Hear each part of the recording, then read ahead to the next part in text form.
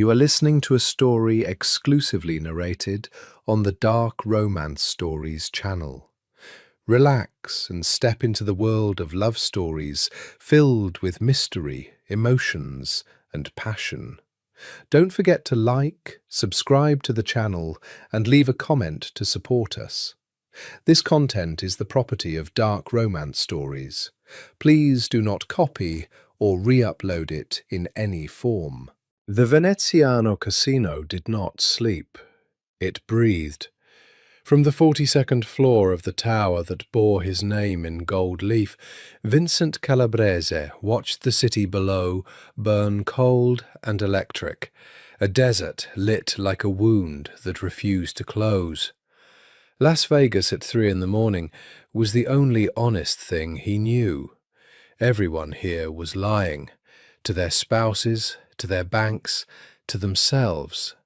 And the lying was so universal that it became a kind of truth. He liked that. He understood it. He held a glass of Barolo he would not finish. He never finished anything that might dull him. "They moved the shipment," said Marco, his consigliere, standing at the edge of the office where the light didn't quite reach. "The Brunos are testing us."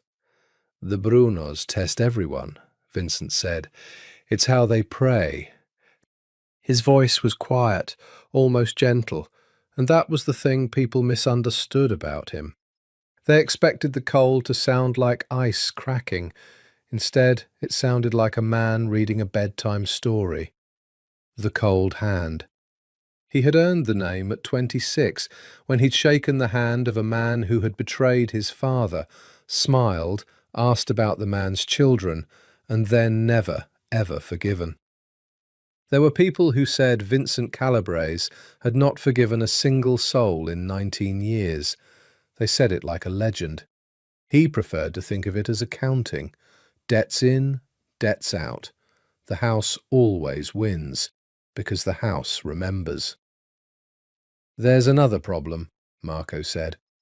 He hesitated, which Marco rarely did. "A journalist."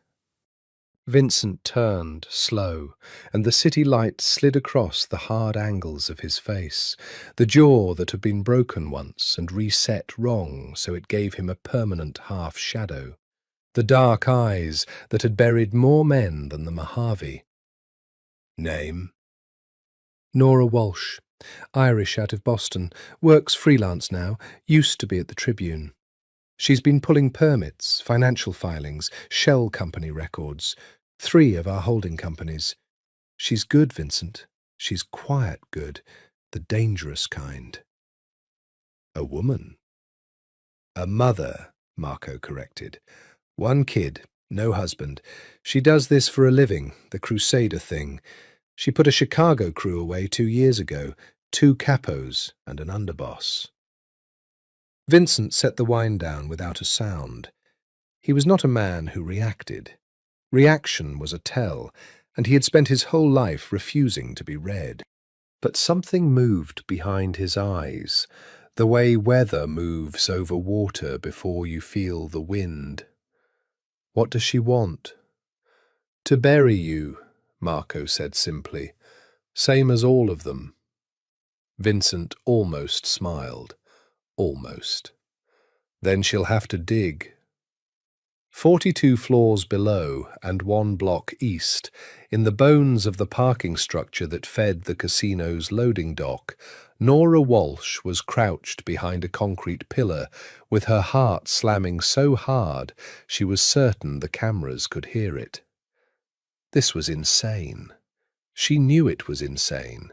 She had told herself, all the way down the I-15, with Lily's empty booster seat reflected in the rearview mirror, that she would not do anything this stupid. She had a daughter, 5 years old, missing her 2 front teeth, who slept with a stuffed otter named Mr. Bubbles, and who would have no one, if Nora Walsh got herself shot in a casino loading dock chasing a story. And yet, here she was, Black jacket, press card zipped into her inside pocket like a sin she couldn't quite hide. The little Sony in her gloved hands, the one with the lens that could read a license plate at 40 yards. The story was that good. 3 years of work, bank wires laundered through a chain of laundromats and a string of low-rent wedding chapels. A senator's name on a guest list he'd sworn he never attended. And at the centre of it all, the spider. Vincent Calabrese, the man the FBI couldn't touch because every witness either recanted or vanished, or, in one memorable case, was found at the bottom of Lake Mead with his hands folded peacefully across his chest, as if he'd lain down for a nap. She needed one thing. One photograph of the man himself, in the room where the money moved. The private salon on the casino's mezzanine, where, her source swore, the books that were never shown to any auditor lived in a safe behind a Modigliani that was almost certainly stolen. The service door was where her source said it would be. The keycard her source had given her worked, which surprised her so much she nearly dropped it. The corridor beyond was cool and silent, and smelled of money, that specific casino smell of recycled air and ambition. She moved fast and low, up a service stair, through a door marked private. And then she heard the voices, and she froze. And she pressed herself into an alcove behind a marble pillar exactly 4 seconds before everything in her careful, planned 3 years of work life detonated. A door opened down the hall. 2 men. One of them she recognized instantly from 100 grainy surveillance photos, taller than she'd imagined, in a charcoal suit that probably cost more than her car. Moving with the unhurried grace of a man who had never once in his life been in a hurry. Vincent Calabrese, in the flesh. She raised the camera with shaking hands. And that was when the 3rd man stepped out of the stairwell at the far end of the hall and lifted a pistol with a long black snout. And Nora Walsh, who had come here to destroy Vincent Calabrese, opened her mouth to scream. The scream caught in her throat. Time did the thing it does in the half-second before disaster. It thickened, slowed, went syrupy and unreal. The gunman fired. The suppressor coughed, 2 soft thuds that were almost polite, and Vincent Calabrese spun and went down against the wall, a smear of red blooming across the charcoal sleeve and a second flower opening high on his shoulder. The other man, the one who'd been with him, big, bald, a slab of a man, drew his own gun, and the hallway erupted in a stutter of muffled shots, and Nora dropped the camera and clapped both hands over her own mouth to keep the scream inside. The gunman ran. She heard his shoes slap down the stairwell. The big, bald man took 2 steps after him, then stopped, torn, looking back at his fallen boss. "Go," Vincent said. His voice was thin, but it was steady. Steady. He was bleeding against a wall with 2 holes in him, and his voice did not shake. "Get him, Sal. Go." Sal went. And then it was just the 2 of them in the long marble hall, the journalist and the dying Mafia king, and Nora Walsh did the single most irrational thing she had ever done in a life that her ex-husband had once described, not kindly, as an unbroken chain of bad decisions wearing a press badge. She did not run. She came out from behind the pillar and crossed the hall and dropped to her knees beside the most dangerous man in the state of Nevada. "Don't," she said, when his hand twitched toward his jacket. "Don't. You'll bleed faster. Hold still." His eyes found hers. Up close, they were not black, she realized. They were a brown so dark it only looked black, like coffee, like wet earth. And they were studying her with an interest that was almost obscene given the circumstances. The cool, total attention of a man cataloguing a thing he intended to understand completely. "Who are you?" he said. "Shut up." She was already shrugging out of her jacket. The shoulder wound was the bad one, high, near the joint, pumping in a way she didn't like.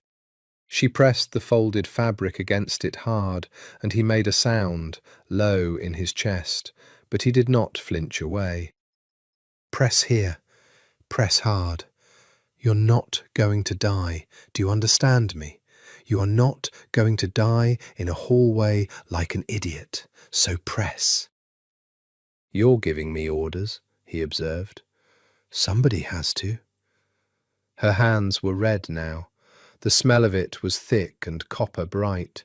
She tore the sleeve off her own shirt and wadded it against the arm wound, working with the brisk competence of a woman who had once done a year of nursing school before a journalism scholarship, and a series of bad decisions wearing a press badge had stolen her away. "Stay with me. Talk. What's your name?" He looked at her for a long moment. Blood loss should have made him grey and slow. Instead, it seemed to have stripped something away, some habitual mask, leaving behind a raw and burning focus that was fixed entirely on her face. "You know my name," he said softly. "You came here for it." And that was when his eyes drifted past her to the floor, to the camera lying where she'd dropped it, and to the corner of laminated white that had slipped from her jacket when she'd torn it off. The press card. Nora Walsh, independent. Her own face unsmiling in the little photo. For a moment, nothing. And then Vincent Calabrese began, impossibly, to laugh. It was not a nice laugh. It was low and broken, and it cost him. She could see the cost of it in the white at the corners of his mouth, but he laughed anyway. His head tipped back against the bloody marble, laughed like a man who has just been told the punchline to a joke the universe spent his whole life setting up. "What?" she said. "What is funny?" "You." He turned his head. There was blood on his teeth, and his eyes were bright with something that wasn't quite pain and wasn't quite delight, but lived in the country between them. "You came here to put me in the ground, Miss Walsh, to dig my grave with a camera. And instead," he breathed, a wet sound, "instead, you just saved my life. With your jacket. With your hands.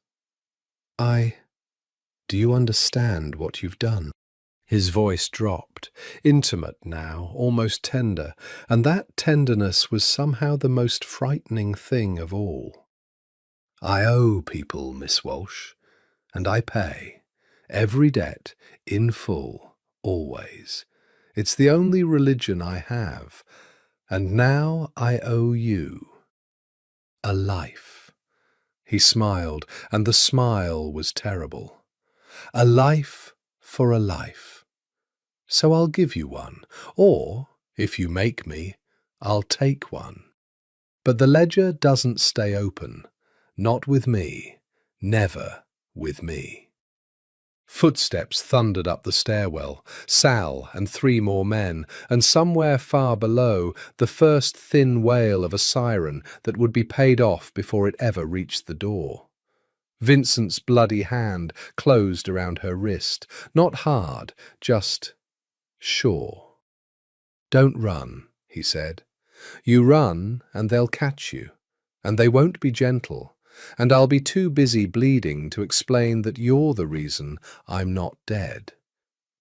His grip tightened by a degree. "Stay. I'll handle it." And Nora Walsh, 3 years of work, a 5-year-old asleep with a stuffed otter 40 minutes north, a story that could win a Pulitzer and end an empire, looked into the dark coffee eyes of the cold hand. And, God help her, she stayed. She spent the rest of that night in a room she had broken in to photograph, the private salon. The Modigliani, and it was a Modigliani, she'd have bet Lily's college fund on it, a reclining nude with that long amber neck and those blank, knowing eyes, hung exactly where her source had promised, and behind it, she had no doubt, was the safe. But she was not photographing anything now. She was sitting on a leather sofa the colour of ox blood, with a glass of water she hadn't touched, watching a doctor who did not introduce himself work on the man she had saved. They had not let her leave. They had not tied her up either, which somehow felt worse. The casual confidence that she would not be foolish enough to try.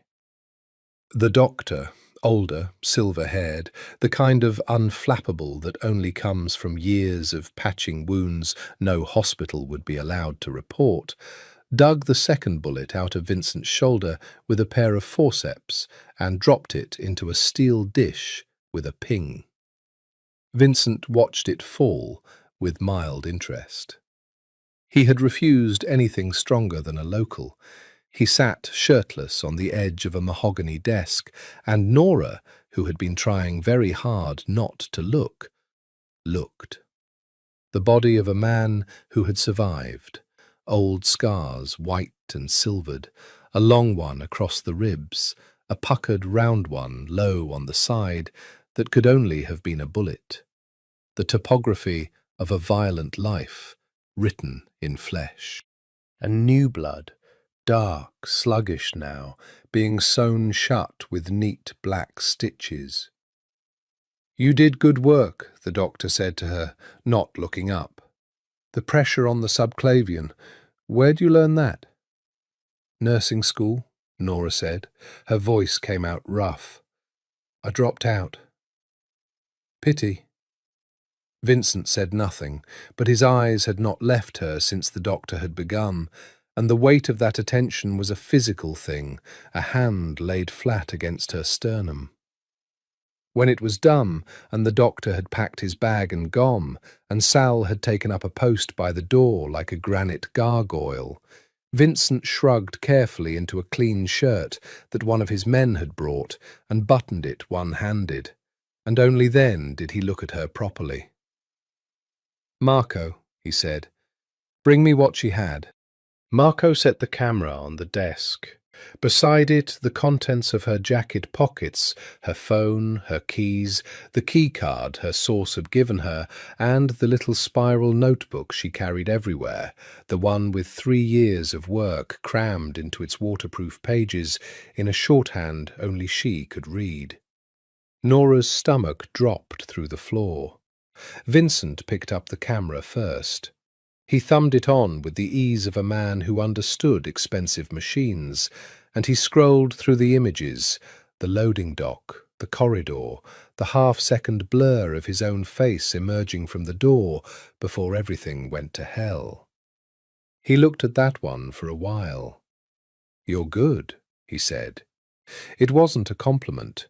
It was an assessment, the way you'd assess a rival's hand of cards. This angle, the patience. "You waited a long time for this shot." 3 years, she said, because lying seemed pointless, and because some stubborn ember of pride refused to let her cower. 3 years. He set the camera down. He picked up the notebook, and Nora's hands curled into fists against her thighs, and he opened it, and he turned the pages slowly, and she watched the most dangerous man in Nevada read the document that could destroy him. He read for a long time. The salon was silent, except for the whisper of pages and the hum of the city through bulletproof glass. When he finished, he closed the notebook gently, almost respectfully, and set it down and laced his fingers and looked at her.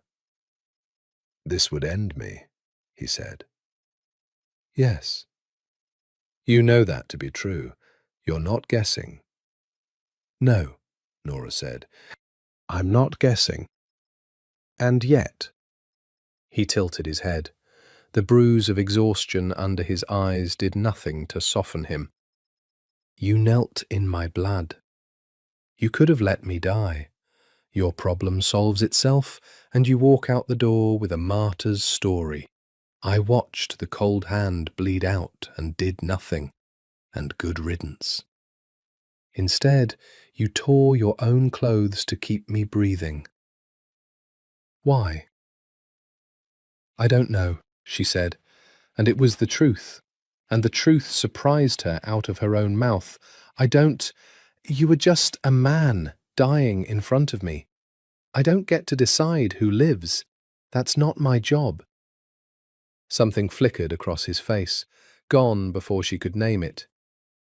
"You have a daughter," he said. The air left the room. He'd read the notebook.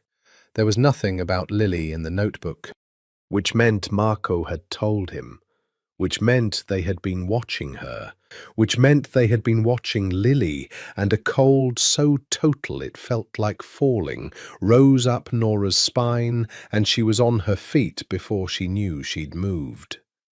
"If you touch her," she said, very quietly, and her voice did not shake, "I will burn every last thing you own to the ground.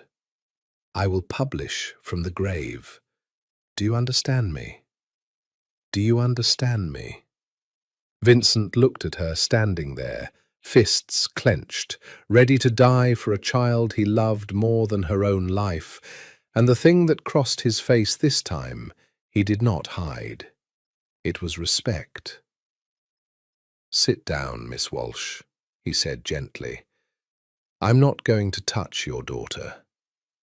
I'm going to make you an offer." "No," Nora said. "You haven't heard it." "I don't need to hear it. The answer to anything that comes out of your mouth is no." Vincent rose from the desk. He moved like the wound was an inconvenience he had decided to ignore, crossing to a sideboard where crystal decanters caught the city light, and poured 2 fingers of something amber into a glass. He held it out to her. She didn't take it. He set it down on the table between them like a chess piece and sat in the leather chair opposite, and the easy patience of him made her want to scream. "You broke into my casino," he said. "You photographed a homicide attempt. My attempted homicide, which makes you a witness. And witnesses in my world have short and complicated lives. You're carrying enough evidence in that little book to send me to a federal prison until the sun burns out." "By every law of the place I come from, Miss Walsh, you should already be in the trunk of a car heading toward a very deep and very dry lake." "Then why aren't I?" "Because you saved my life." He said it simply, like reciting arithmetic. "And I pay my debts. So here is how I pay this one." He leaned forward, forearms on his knees, the freshly stitched shoulder held carefully still, and he looked at her with those dark, unhurried eyes. "You want the story. I'm going to give it to you. Not the version you dig out of permits and shell companies and frightened sources who recant the moment they sober up. The real one. 30 days, exclusive access. You ask me anything, and I'll answer it. On the record, the parts of it I choose to put on the record. No one alive has ever been given that. Senators have begged me for a phone call.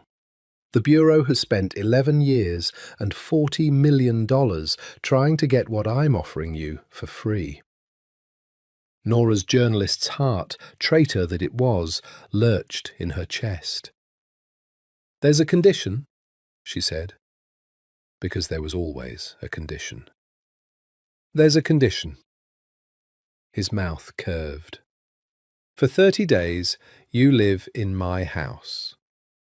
The water glass she had finally picked up stopped halfway to her lips. Absolutely not. It's not negotiable. I just survived an attempt on my life by someone with the access to know where I'd be and the skill to nearly finish the job. That tells me my house is no longer secure. Which means the city isn't, which means you, the only witness, the woman now publicly tied to me the moment anyone reviews tonight's footage, are not safe in that sad little apartment in Henderson with the broken deadbolt you keep meaning to fix. He watched her flinch at Henderson, at broken deadbolt, at how much he knew. In my house, I can protect you, and the access is total. You'll have a wing, a car, anything you need. I have a daughter, Nora said. I have a 5-year-old. I'm not bringing my child into a— Bring her. The two words stopped her cold. Bring her, Vincent said again, and for the first time something in his voice was not the smooth, controlled instrument he wielded so carefully. Something underneath it, low and strange. The grounds are walled. There are men on every gate. There is no place in the state of Nevada, no police station, no church, no schoolhouse, safer for a child right now than behind my walls. You said it yourself. You don't get to decide who lives. Neither do I. But I can decide who I protect. And for 30 days, Miss Walsh, that's you. Both of you. She stared at him. Every instinct she had built over a decade of chasing men like him— run, lie, expose, never trust, the charm is the trap— screamed in unison. He was a killer. He was the killer. He funneled poison into the city's veins and laundered it through wedding chapels and dropped men who crossed him into the lake. She had 3 years of evidence proving it, sitting on his desk in a spiral notebook. And he was offering her the story of the century and a fortress for her child. And the only honest thing in the offer was that he had never once pretended to be good. Why? She said. The real why, not the debt. You could pay the debt by just letting me walk out the door and keeping your hands off me. So why the house? Why 30 days? Why me? Vincent was quiet for a long moment. The city hummed beyond the glass. Because in 19 years, he said finally, no one has ever knelt in my blood and ordered me to live. They kneel to beg. They kneel to swear loyalty. They kneel because they're afraid. He turned the amber glass slowly between his fingers, not drinking. You knelt because you decided I wasn't allowed to die in your hallway. And I have spent my entire life around people who want something from me, Miss Walsh, and I cannot for the life of me figure out what you want. And that is the most interesting thing that has happened to me in a decade. He set the glass down. 30 days, yes or no. And before you answer, understand that the smartest thing you could do is say no, take your notebook, and never come within a mile of me again. So I already know what you're going to say. You're a woman who knelt in a killer's blood. You were never going to walk away from the story. Nora Walsh looked at the Modigliani, at the safe behind it, at 3 years of work and the man it had been spent on, sitting across from her, bleeding and patient and utterly certain. Yes, she said. And Vincent Calabrese smiled the smile of a man who had just won a hand he dealt himself. The house was not a house. It was a statement, carved into the russet flank of the mountains west of the city, where the desert went theatrical and the light at dusk turned the rock the colour of dried blood.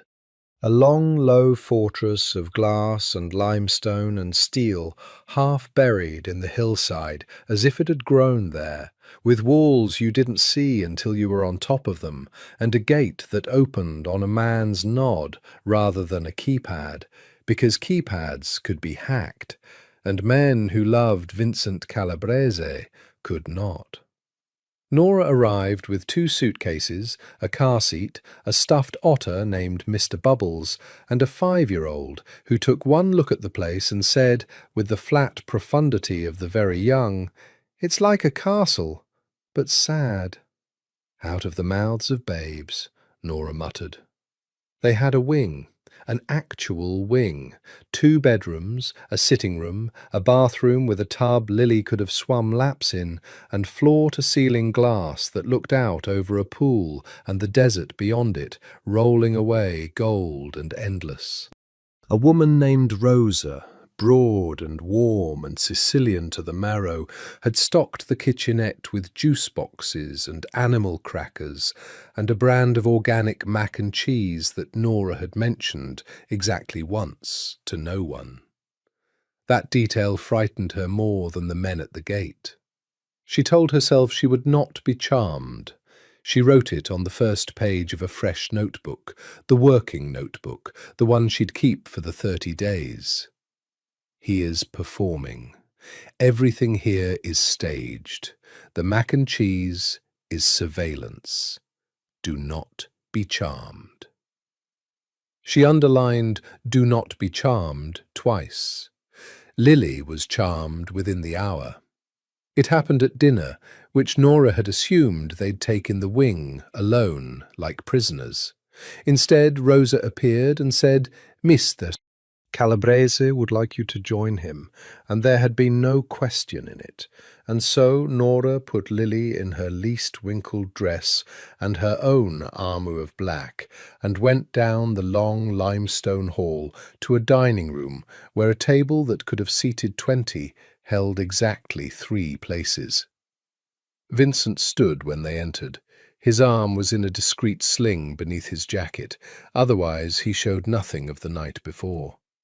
He looked at Nora for a moment, that cataloguing look, the one that took inventory, and then he looked down at Lily, and Nora watched, helpless, as her daughter walked straight up to the most feared man in Nevada and announced, "You have a sad castle.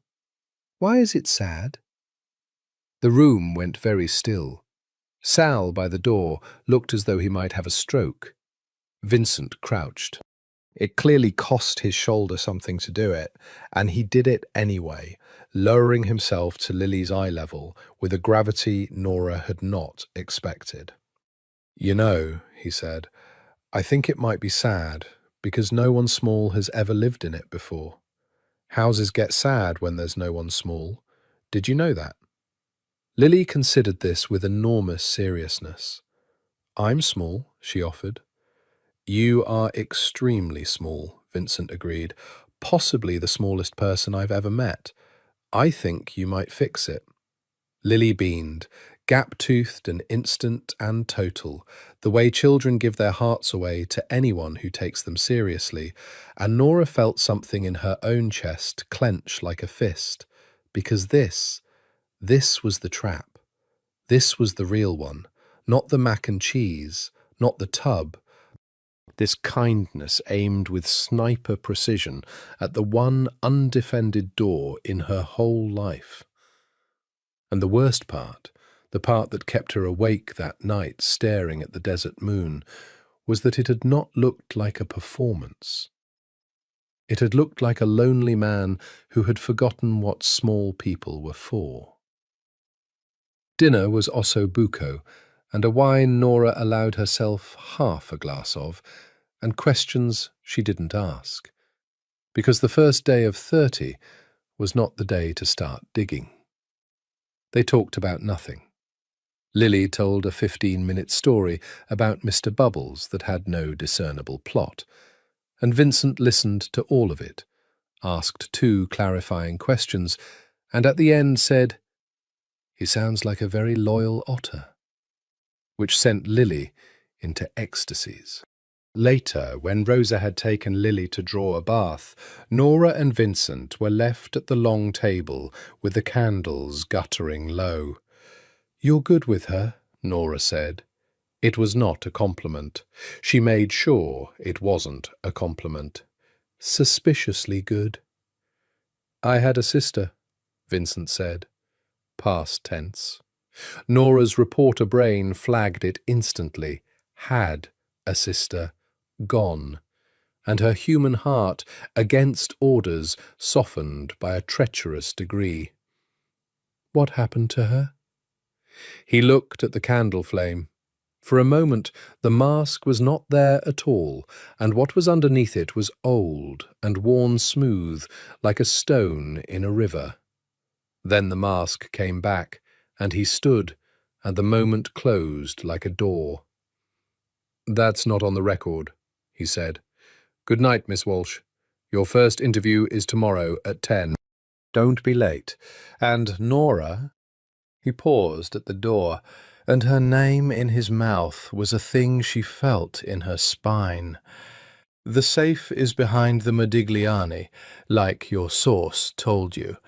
The combination is my sister's birthday. I tell you this so you understand. There's nothing in this house I'm hiding from you. The only things I hide are the things I'm protecting. There's a difference. You'll see it before the 30 days are out." And then he was gone, and Nora sat alone in the candlelight in the killer's house, and underlined "Do not be charmed" a 3rd time, and did not believe her own pen. The interviews became a ritual, and rituals are dangerous because they make the strange familiar. Every morning at 10, in the salon with the stolen Modigliani, Nora sat across from Vincent Calabrese with a recorder running and a list of questions she'd refined the night before. And she tried to take apart an empire, one answer at a time. He was a magnificent subject. That was the problem. He was articulate, unhurried, and possessed of a memory so precise it was nearly inhuman. He could tell you the exact margin on a baccarat table in 2009, the name of the city councilman who'd zoned a parcel in his favour, and the name of the councilman's mistress. The structure of a holding company 3 shells deep. He answered everything she asked. He simply chose, with surgical care, which things he would let her ask, steering her again and again away from certain doors, with a charm so smooth she sometimes didn't notice the wall until she'd already turned from it. "The senator," she said on the 4th day, "on the guest list at the Bellagio fundraiser, the one who swears he never came." "He came," Vincent said. "You'll confirm that on the record." "I'll confirm he came. I won't tell you what we discussed, and I'll deny ever having said the first part if you print it without the second, and your editor will spike it, because a half-quote from an anonymous source about a sitting senator is a libel suit, not a story." He smiled. "You know this. You're testing the boundaries. It's good practice. Try a harder door." She tried harder doors. Some of them opened, and what was behind them was worse than she'd imagined. The casual machinery of corruption, the way an entire city's apparatus could be quietly bought and folded into a man's pocket. He told her about it without shame and without pride, the way a civil engineer describes a bridge.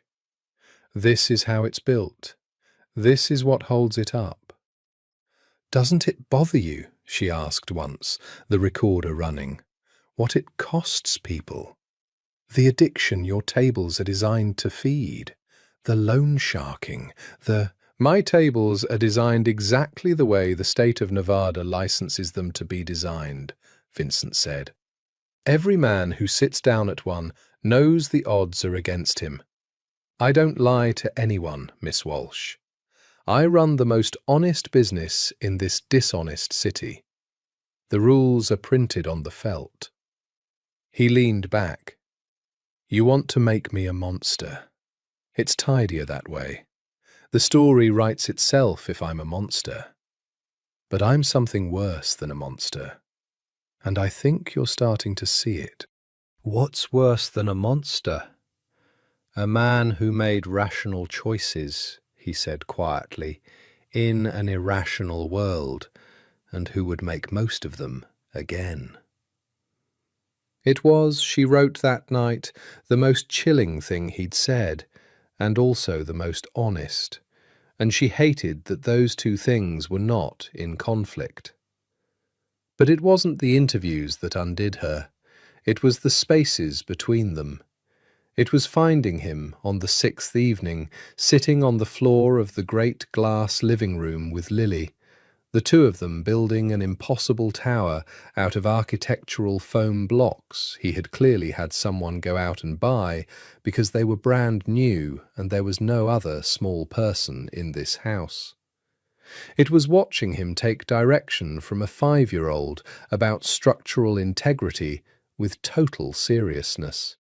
It was Lily falling asleep against his uninjured arm halfway through the tower, and Vincent going perfectly still so as not to wake her, sitting there for 40 minutes with a dead arm and a sleeping child, and an expression on his face that Nora, watching from the doorway, had no category for.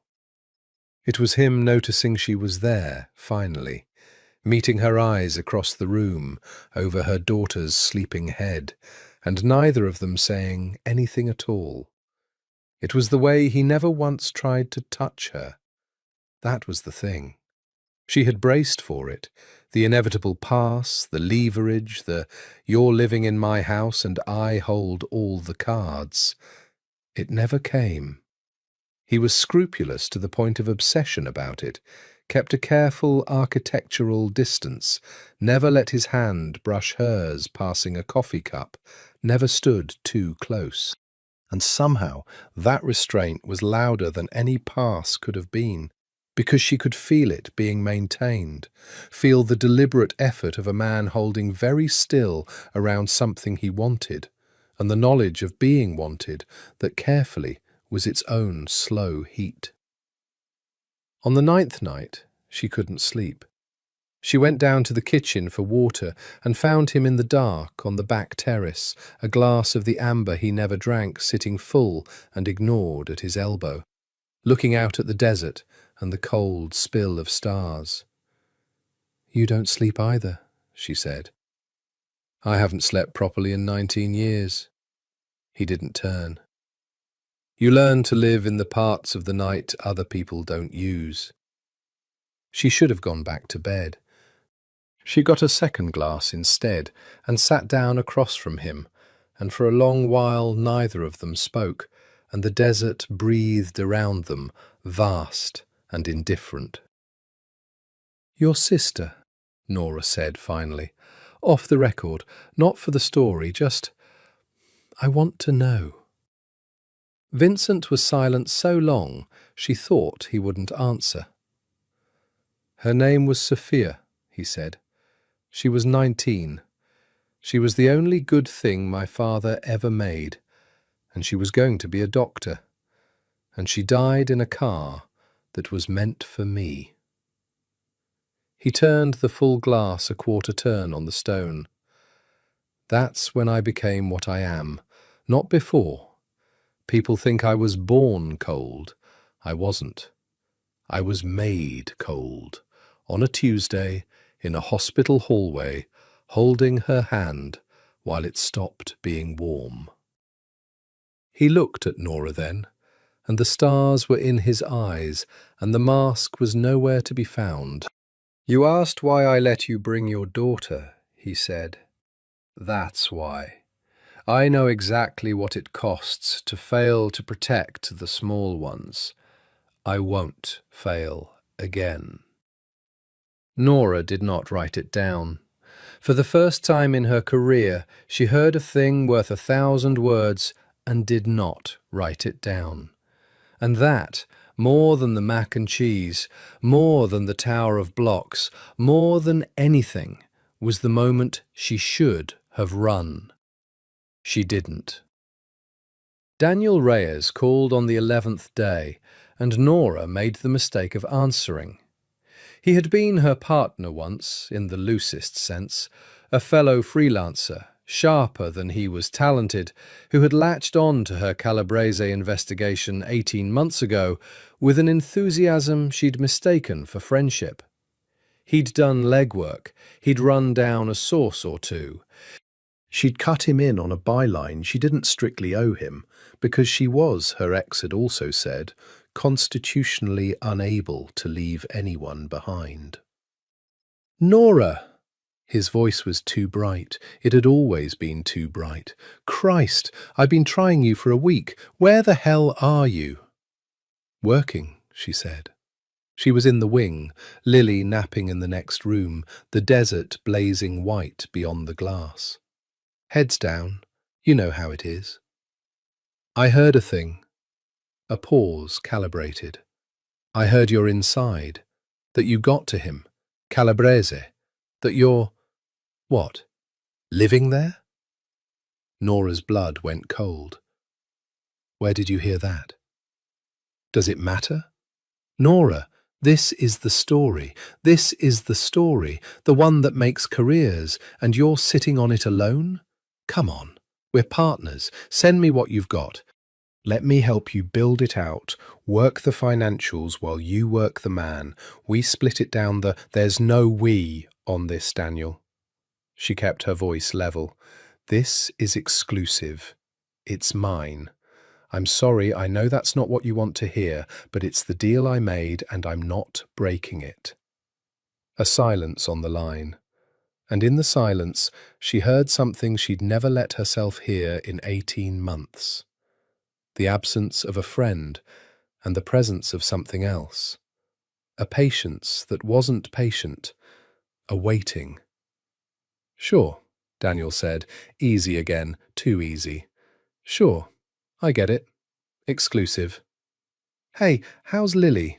She still got that otter?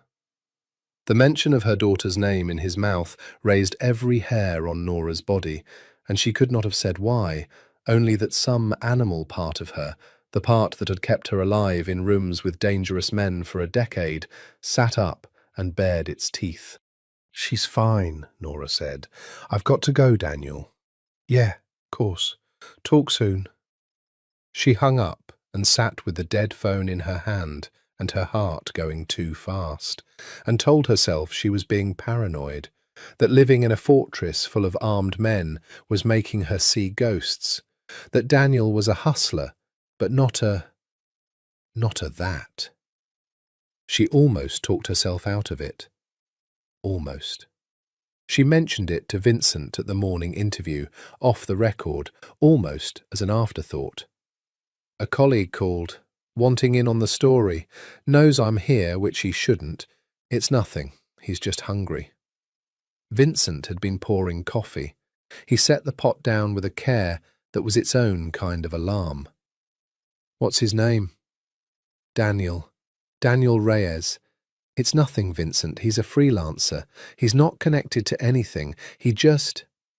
How does he know you're here? Vincent's voice had changed.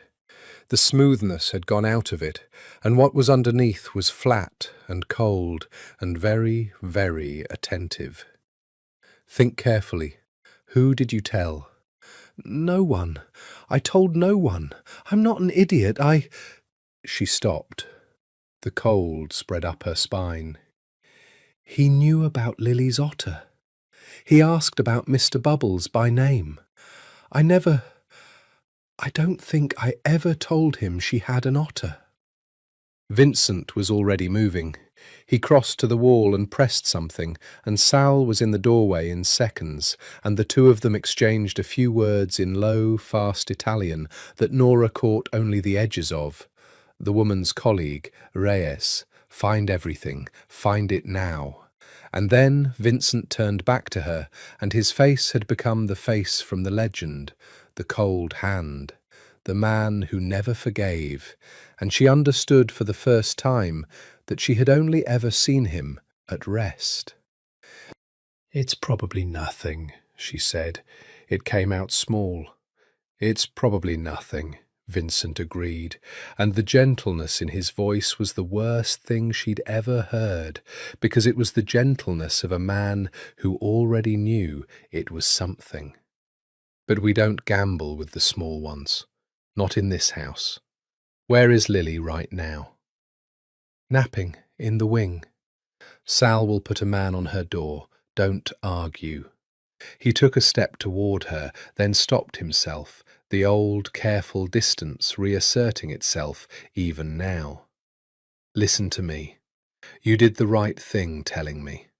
Whatever this is, you brought it into the light, and in the light I can deal with it.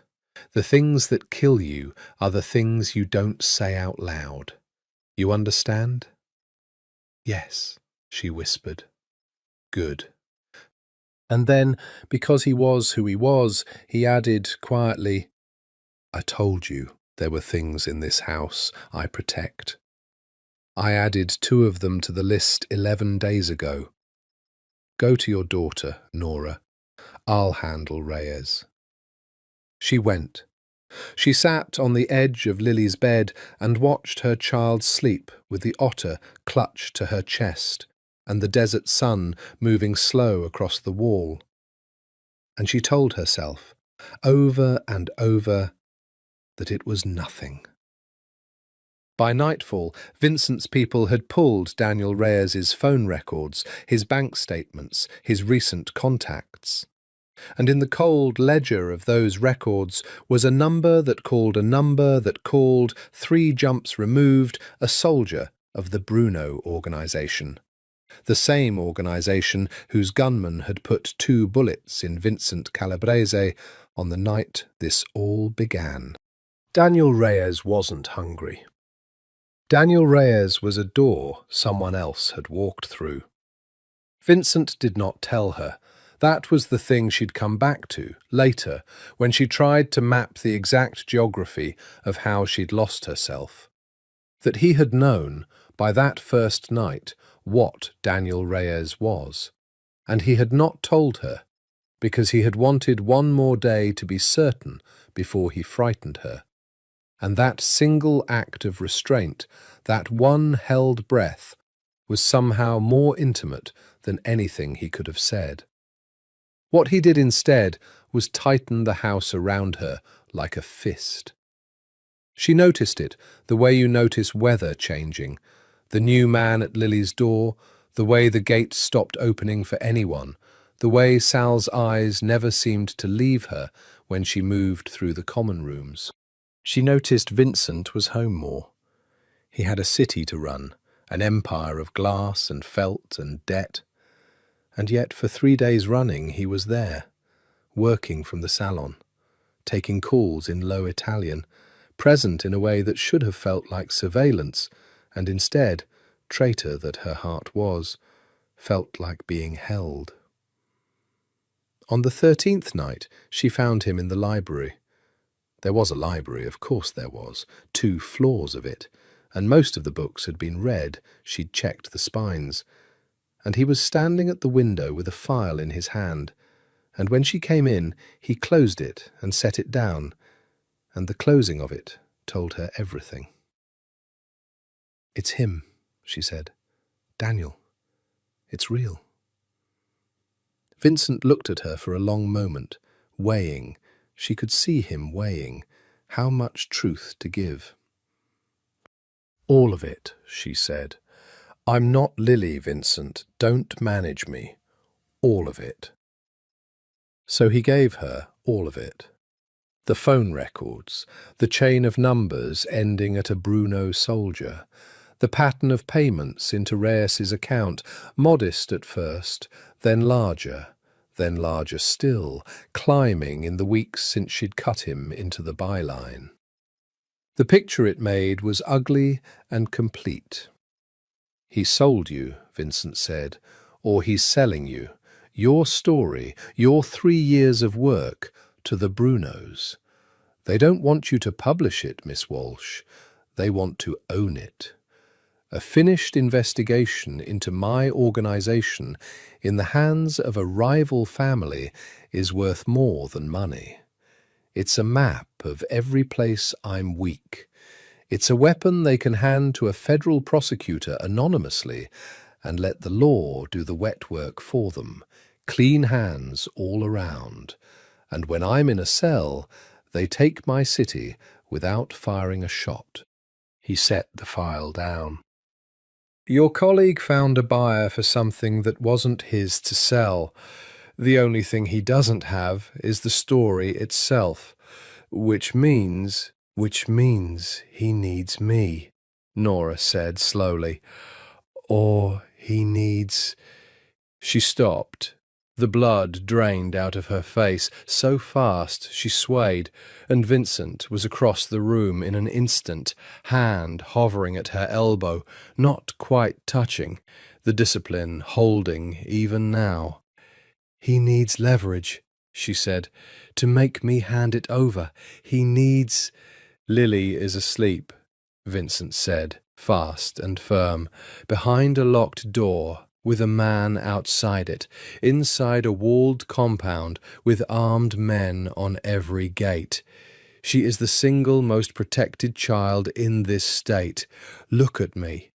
Look at me. I will not let anything happen to her. Do you believe me?"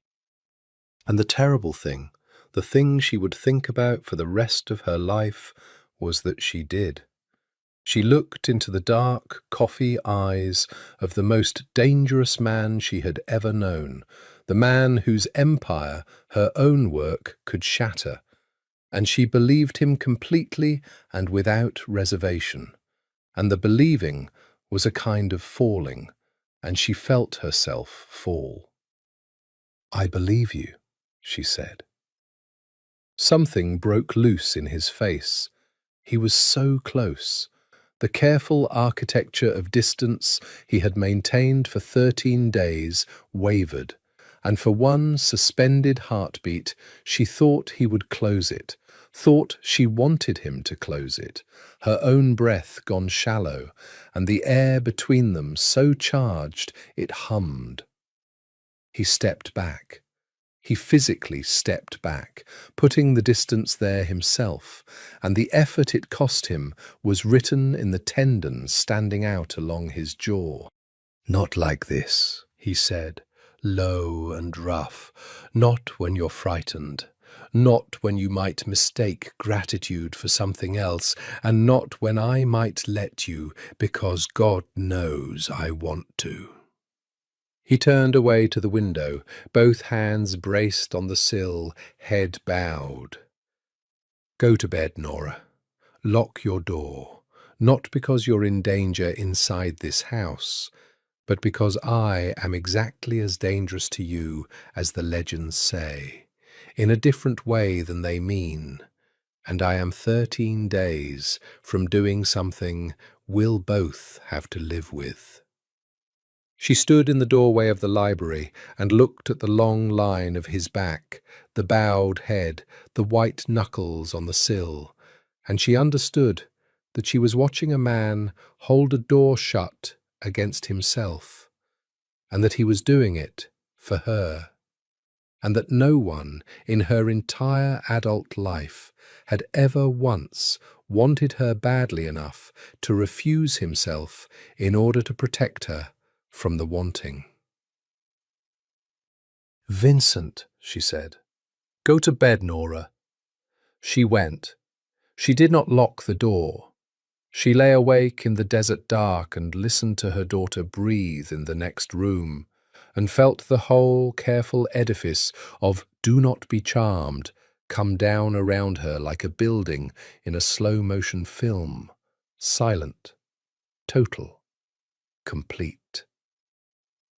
In the morning, everything was normal again.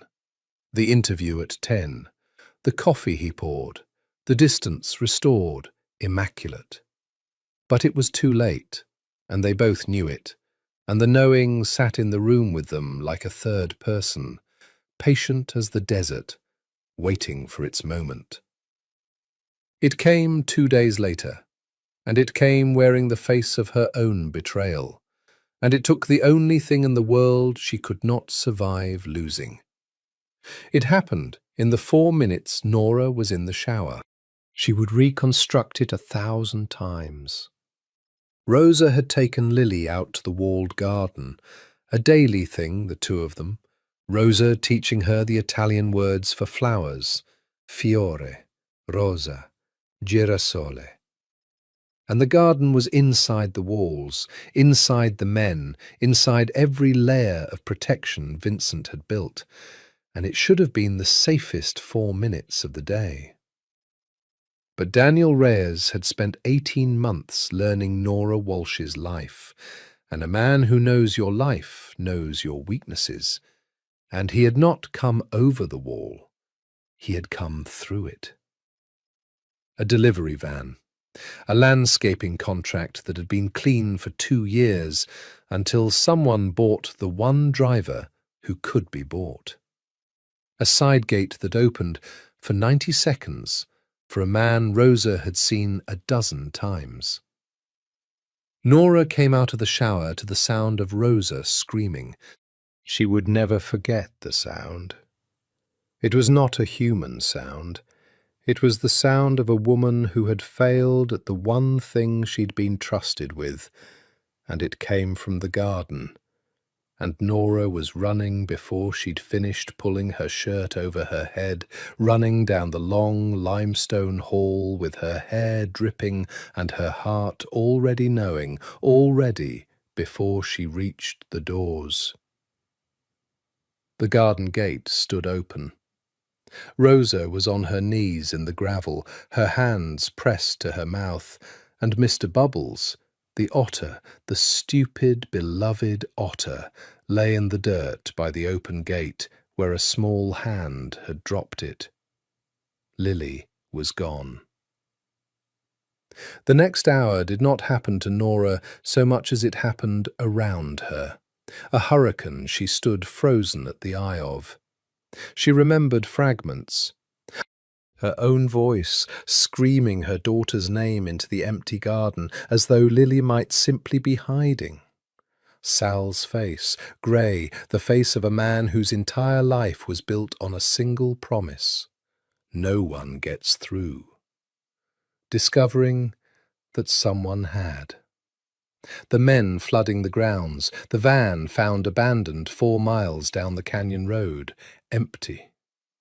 And Vincent. Vincent had been in the city. He came through the front doors 20 minutes later, moving faster than she'd ever seen him move, and he took one look at her, soaked, shaking, holding the otter against her chest like it was the child itself. And something happened to his face that she had no name for, because it was not the cold hand, and it was not the gentle man who built block towers. It was something older and more terrible than either. It was the face, she understood much later, of a man standing again in a hospital hallway, holding a hand going cold. Except this time, he had arrived in time. This time, there was still something to be done, and he would do it, or he would burn the world down trying. "My phone," he said, to no one and everyone. "Get me my phone, get me Marco, get me every man we have and every man we don't. Get me the favour I'm owed by the Salernos, and the one the Vietnamese owe me on Spring Mountain, and the one the cops owe me from the thing in 19. Get me everyone." And then he crossed to Nora and did the thing he had not done in 15 days. He took her face in both his hands. Nora. His thumbs against her cheekbones, his eyes locked on hers, fierce and absolutely certain. "Look at me. Listen to me. I am going to find her, do you hear me? Not the police, they're slower than I am, and half of them are mine anyway. Me. I own this city. There is not a road she can be driven down, not a door she can be carried through, not a hole deep enough in the whole goddamn desert that I don't have eyes on. I will find your daughter, and I will put her back in your arms before this day is over. I have never broken a promise in my life. I'm not starting with this one. It's Daniel, Nora said. Her voice was a wreck. It's him. He wants the story. He'll trade her for the story. I'll give it to him. I'll give him everything. I don't care about the— You won't give him anything, Vincent said, because by the time he asks, I'll already have her. Trust me. Trust me. His thumb moved once across her cheek, brushing away water or tears, she couldn't tell which. You knelt in my blood and ordered me to live. Now it's my turn. Sit down, drink water, and let me show you what I am for. He turned, and the house turned with him. What followed, Nora witnessed but could not have built. A machine she'd spent 3 years documenting from the outside, now running at full and terrible capacity in front of her, for her. Phones lit up across the city. A man at the airport, a man at every casino floor reviewing footage. The toll cameras, somehow, impossibly, pulled within the hour. A whisper network of valets and dealers and dishwashers and beat cops, every one of them owing the cold hand something, every debt called in at once. The whole, vast, invisible ledger of a city's corruption turned in a single afternoon toward the singular project of finding one gap-toothed 5-year-old. Nora sat in the salon, under the Modigliani with the otter in her lap, and watched the empire she had come to destroy mobilize to save her child. And she did not know any more which side of anything she was on. Vincent had said 6 hours. He had lied. It took him 5. The phone rang at the 3rd hour. Nora knew it would be Daniel before Vincent answered, knew it the way you know a storm is coming by the pressure in your skull. Vincent set the phone in the centre of the long table and pressed a button, and Daniel Reyes's voice filled the salon. Too bright, always too bright. But underneath the brightness now, there was a tremor that told her he had finally understood what he'd put his hand into. Nora, listen to me. She's fine. She's totally fine. Nobody's going to hurt her. This is just business. Daniel. Nora's voice came out flat and dead, and very, very calm. A calm that frightened her more than screaming would have. Where is my daughter? Somewhere safe. Somewhere. Look, you give me the story, the whole thing, every file, every photo, the notebook, all of it, and in 1 hour she's home and we forget this ever. Nora, are you there? You give me the report and— Vincent leaned toward the phone. He did not raise his voice. He never raised his voice. Daniel, he said, do you know who this is? A silence. A long, swallowing silence. And then, smaller. Calabrese. You took a child out of my house, Vincent said, and the gentleness in his voice was the gentleness of a man describing how he would peel an orange. From inside my walls. You used a girl's stuffed animal and a side gate and a driver I will be having a very long conversation with. I want you to understand something, Daniel, while you still have the capacity to understand things. I have, in the last 3 hours, made approximately 400 phone calls. I know the van. I know it was abandoned at the mouth of the canyon. I know you switched to a grey sedan with a dealer plate, and I know that plate. And I know that you do not, in fact, have anywhere safe to take her, because there is nowhere in this city that is not, in some final accounting, mine. A pause. You have made one mistake your friend the Brunos did not warn you about. You thought you were stealing a story.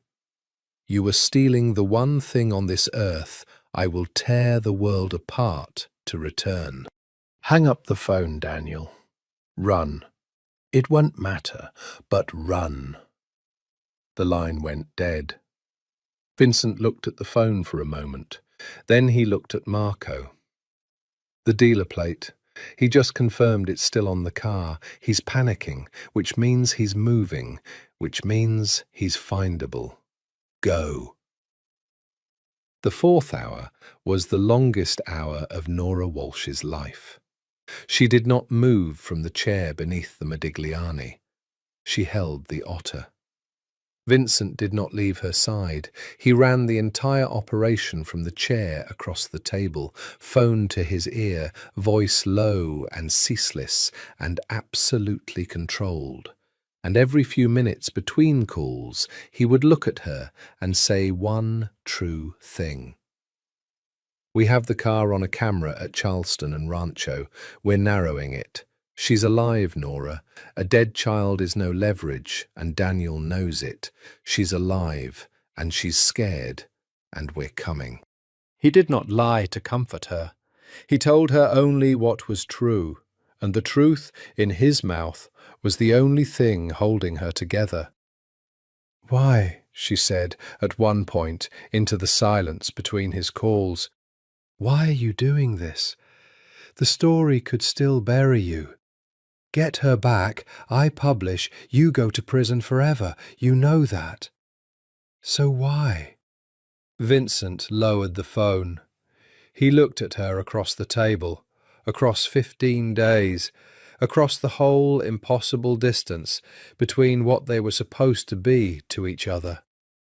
Because there's a hallway I've been standing in for 19 years, he said quietly, holding a hand that won't get warm again. And today, for the first time, I get to walk out of it with the right answer, with a warm hand. His jaw tightened. I don't care about the story, Nora. I have never, for 1 second since you knelt in my blood, cared about the story. Publish it. Bury me. But I am going to put your daughter back in your arms first, because that's the only thing in my entire life I've ever wanted to do that I'm not ashamed of. She had no answer for that. There was no answer for that. The call came at the 5th hour. Marco's voice, taut through the phone, Vincent had not let leave his hand. We have him. Sunset and Easton, a motel, the sedan's in the lot. He's inside, room 12. He's alone with her. He's got a gun, Vincent, but he doesn't know how to use it. He's a writer.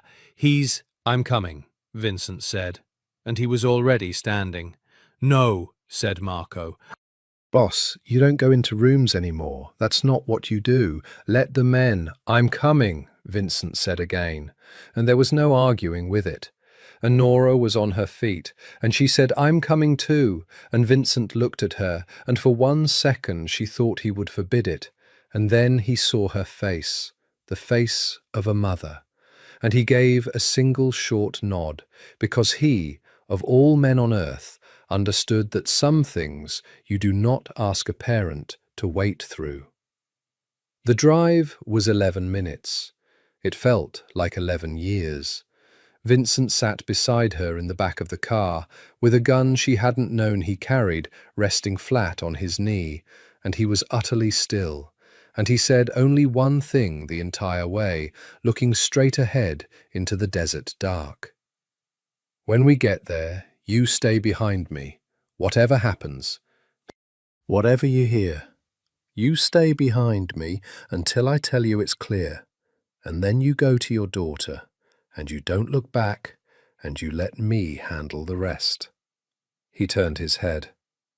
Can you do that? Yes, Nora whispered. Good. He looked back at the road.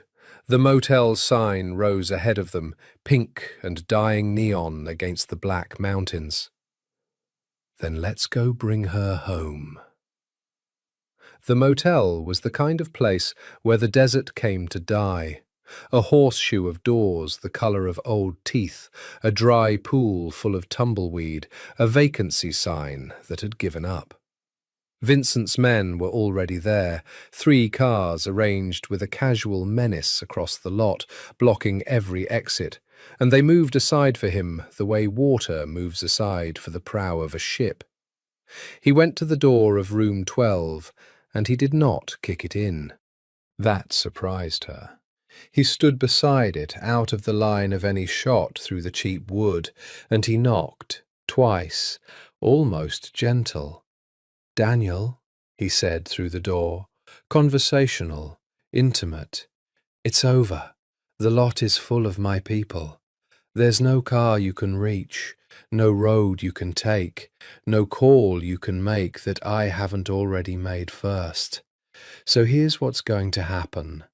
You're going to open this door, and you're going to walk out with your hands where I can see them, and you're going to live.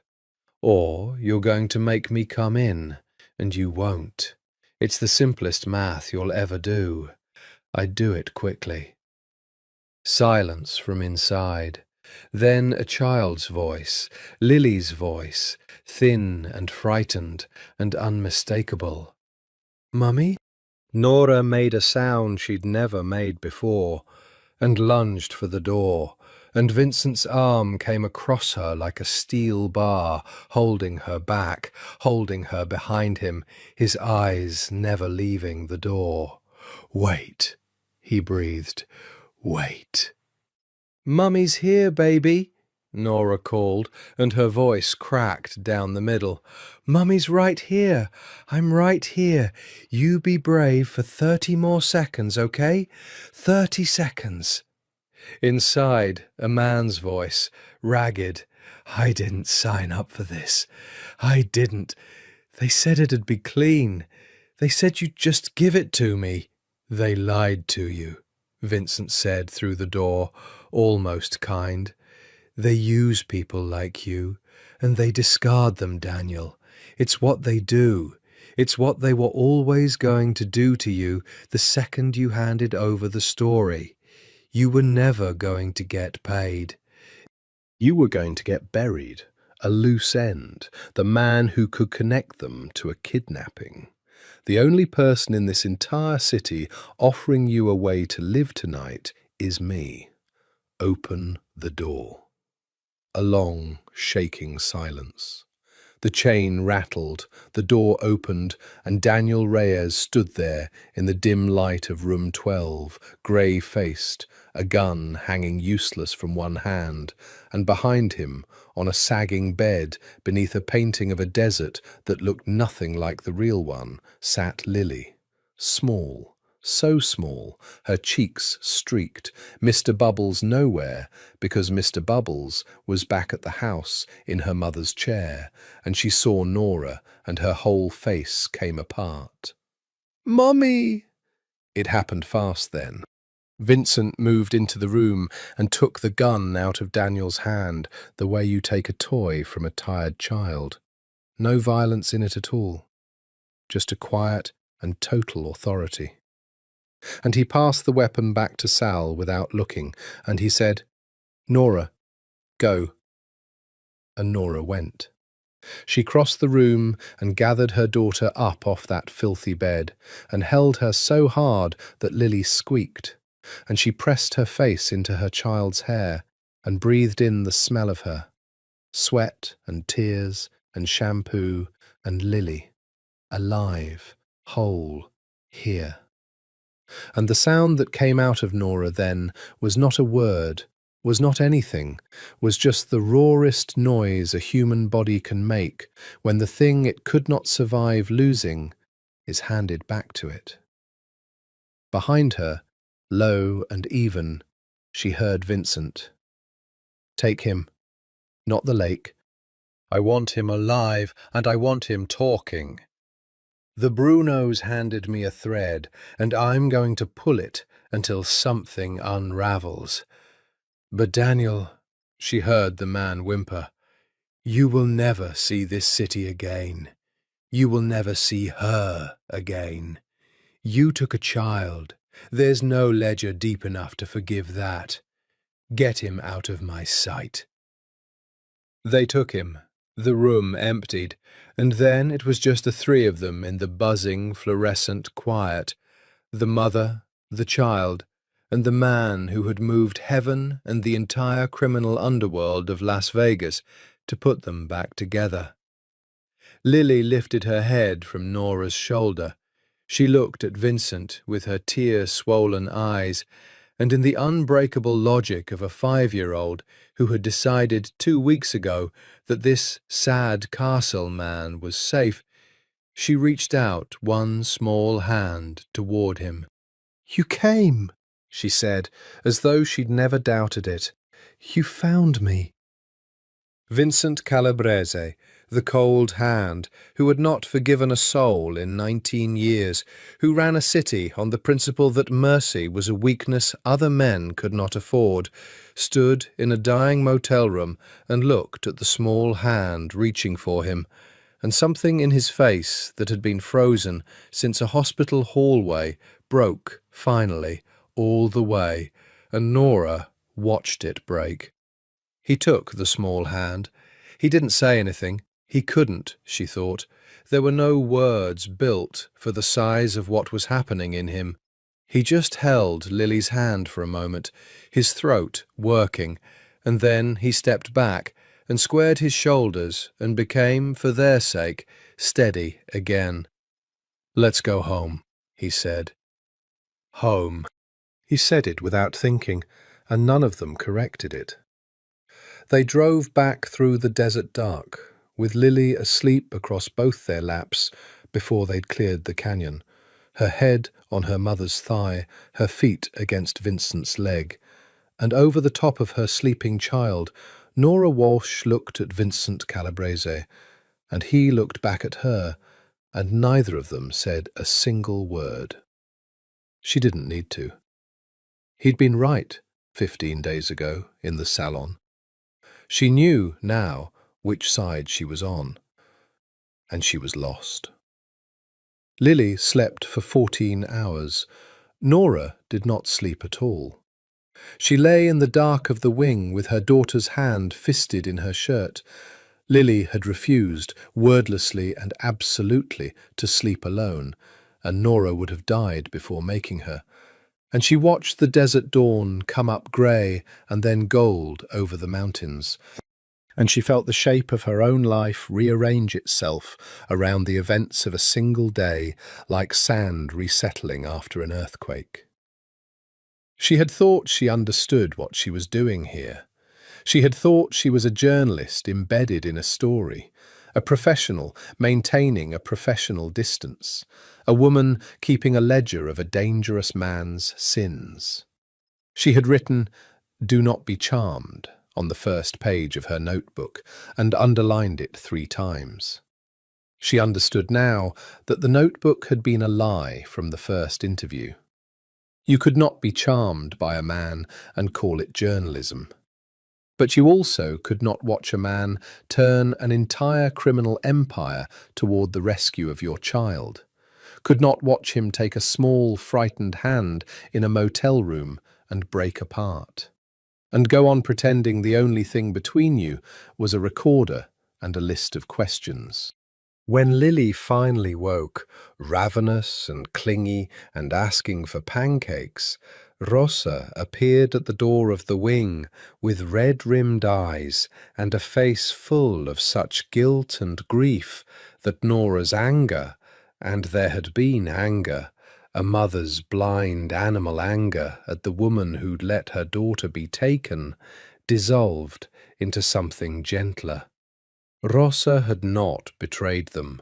Rosa had been used, the same as everyone, by a man who studied lives and exploited the love in them. Lily ran to her, in fact, the moment she saw her, and Rosa made a sound, and scooped her up, and held her, and said, "Fiore, fiore, mia piccola fiore," into her hair, and Nora stood in the doorway, and let two people who loved her daughter hold each other. Vincent was not at breakfast. She found him finally in the salon, and he was not himself. Or rather, he was a different self, one she hadn't seen, stripped down. He stood at the window in shirt-sleeves, with the morning light hard on him, and he looked like a man who had also not slept, and when he heard her come in, he didn't turn. "She's eating pancakes," Nora said. "She's asking when she can build another tower with you." A long silence. His shoulders, when he finally spoke, were very still. "You should leave," Vincent said. It landed like a slap.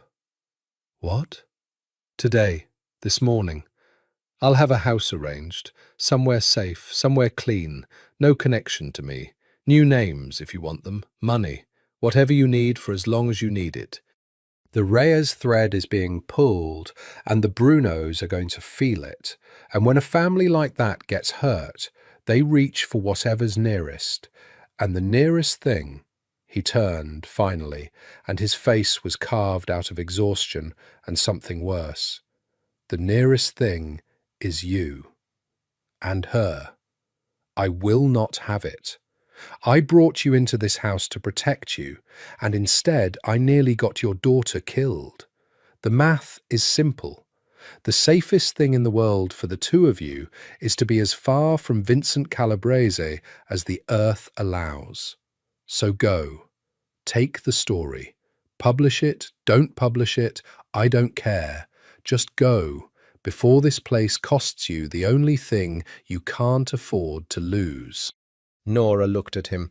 Standing there in the merciless morning light, this man who never begged, never bent, never gave an inch to anyone, sending away the only thing he'd wanted in a decade, for her sake, because he had decided her safety was worth more than his own wanting. And she understood that this was the most dangerous moment of all the dangerous days. Because a man trying to keep you was a thing she'd been trained to resist. A man trying to lose you, for love, was a thing she had no defense against whatsoever. "No," she said. Vincent closed his eyes. "Nora, you said you'd give me 30 days. It's day 16. She crossed the room toward him, and for once she was the one closing the distance, and she watched him go rigid as she came.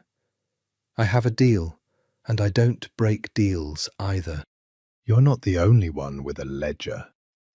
She stopped in front of him, close, closer than she had ever let herself stand. "And the story isn't finished. There's something in it I don't understand yet. A whole set of transactions I can't make sense of. 12 of them. Money going out, not coming in. Every month, like clockwork. To 12 entities I can't identify. And you wouldn't talk about them in any interview. You steered me away from them every single time. And I want to know what they are before I leave this house. So no. I'm not going. Not until you tell me what you're hiding." Vincent looked down at her. So close she could see the exhaustion in him, the unshaved jaw, the dark eyes that had not, even now, even once, asked her for anything. "You don't want to know," he said softly. "Knowing it will make this harder. For both of us. Tell me anyway." "Why?" "Because," Nora said, and her voice broke a little, and she let it. I am about to make the biggest decision of my entire life, and I will not make it on incomplete information. I'm a reporter, Vincent. Give me the last piece. Then I'll decide what kind of woman I'm going to be." He looked at her for a very long time, and then he made a decision of his own. She watched him make it, watched something in him surrender, and he said, "All right, not here. Get your coat.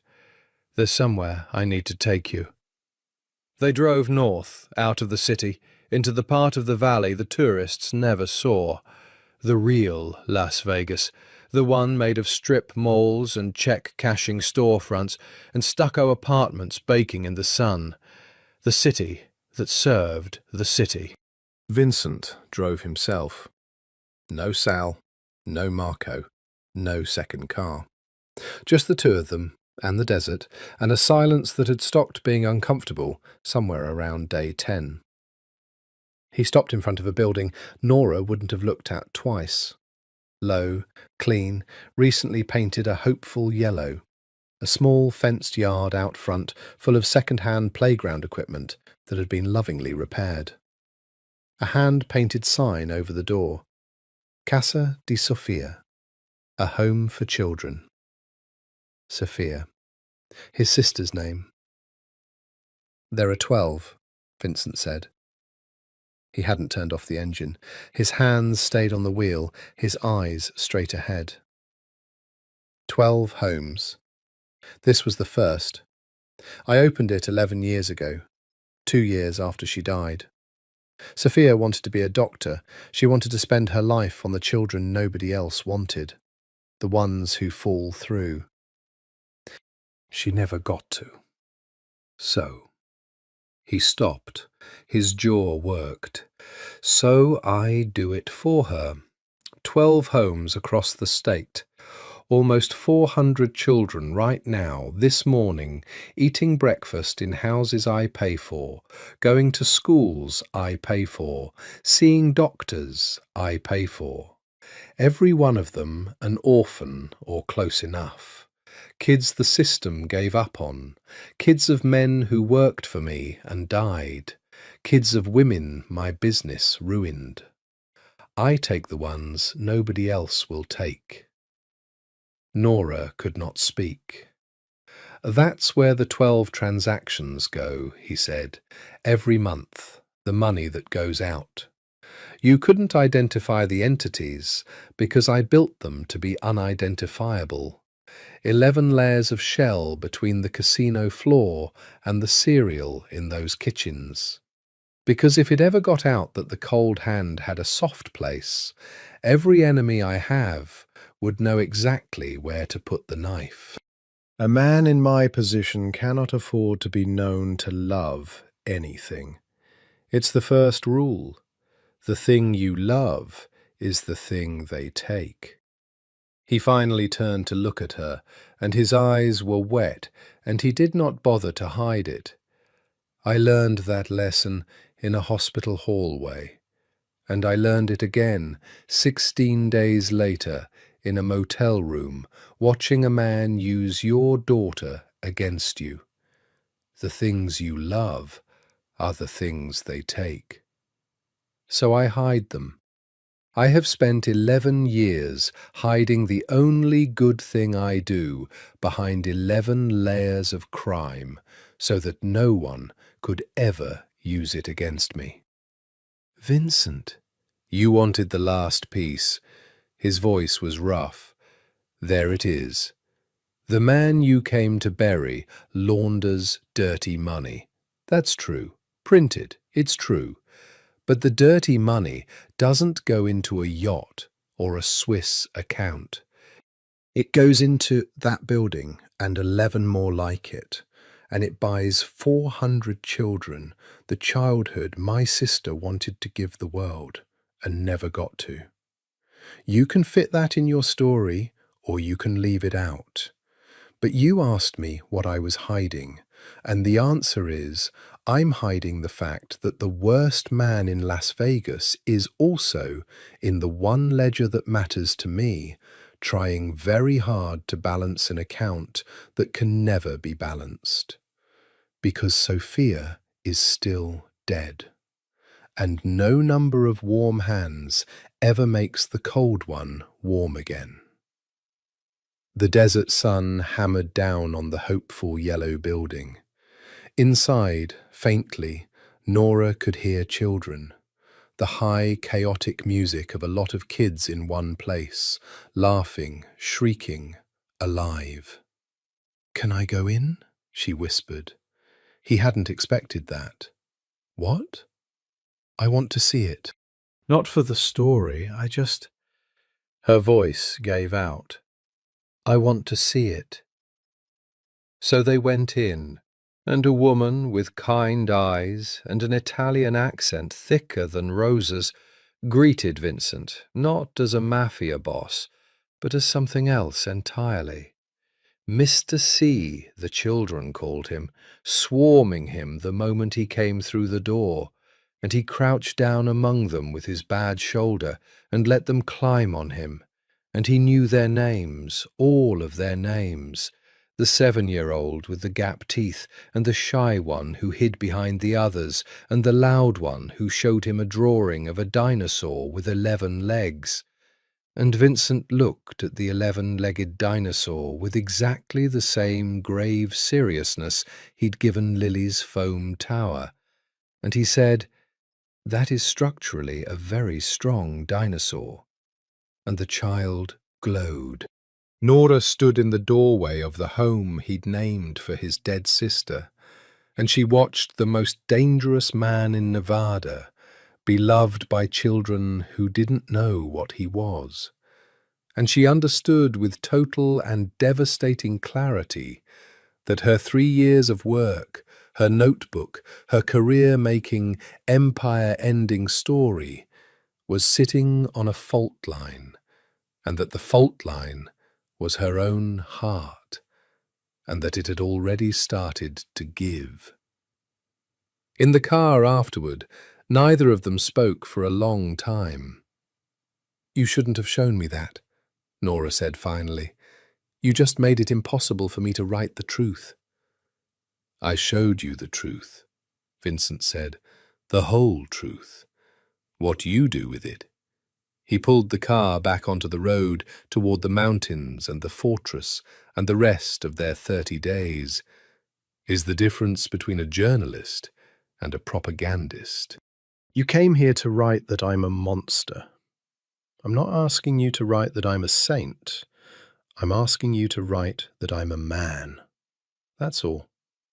That's the only thing I've ever wanted from anyone, and you're the first person in 19 years I've trusted to do it." She looked out at the desert and said nothing, because there was nothing to say that wouldn't have been a confession. That night, the house was quiet in a way it hadn't been before. Lily slept, alone, in her own bed at last, having declared, with the resilience that only children possess, that she was done being scared, and Mr. Bubbles would protect her. Rosa slept. The men changed shifts at the gates with their quiet murmurs, and Nora Walsh could not stay in her room. She found him, of course, on the terrace. He always ended his nights on the terrace, with the glass of amber he never drank, looking out at the desert and the stars, and whatever ghosts kept him company. She had learned his geography. That was the thing about 16 days. You learned a person's geography whether you meant to or not. She came and stood beside him at the rail, close, closer than the careful distance he'd kept for 16 days. He went still. She'd learned to read that too, the particular stillness of a man holding himself in check. "You should be sleeping," he said. "So should you." "I don't sleep. I know." She looked at his profile against the stars, the broken and reset jaw, the dark eyes. "I figured out why, I think." You stay up to keep watch. You've been keeping watch over something your whole life. Sophia, the kids. Now, she stopped. Now, he agreed, very quietly, and didn't finish it either. The desert wind moved between them, warm and dry. You said you wouldn't, Nora said. That first week. In the library, you stepped back. You said, not when you're frightened. Not when you might mistake gratitude for something else. I remember. I'm not frightened anymore. Lily's safe. The thing that scared me is over. She turned to face him fully, and her heart was going so hard she was sure he could hear it. And it was never gratitude, Vincent. I want you to know that. I've been telling myself it was gratitude for 16 days, because gratitude is safe. Gratitude is something I can write in a notebook and underline and pretend explains everything. But it was never gratitude. It was the block tower. It was the way you listened to her otter story for 15 minutes. It was you stepping back in that library when stepping forward would have been so easy, and you wanted to so badly I could feel it. It was a yellow building, full of children you hide behind 11 layers of crime so no one can use them against you. Her voice broke. It was never gratitude.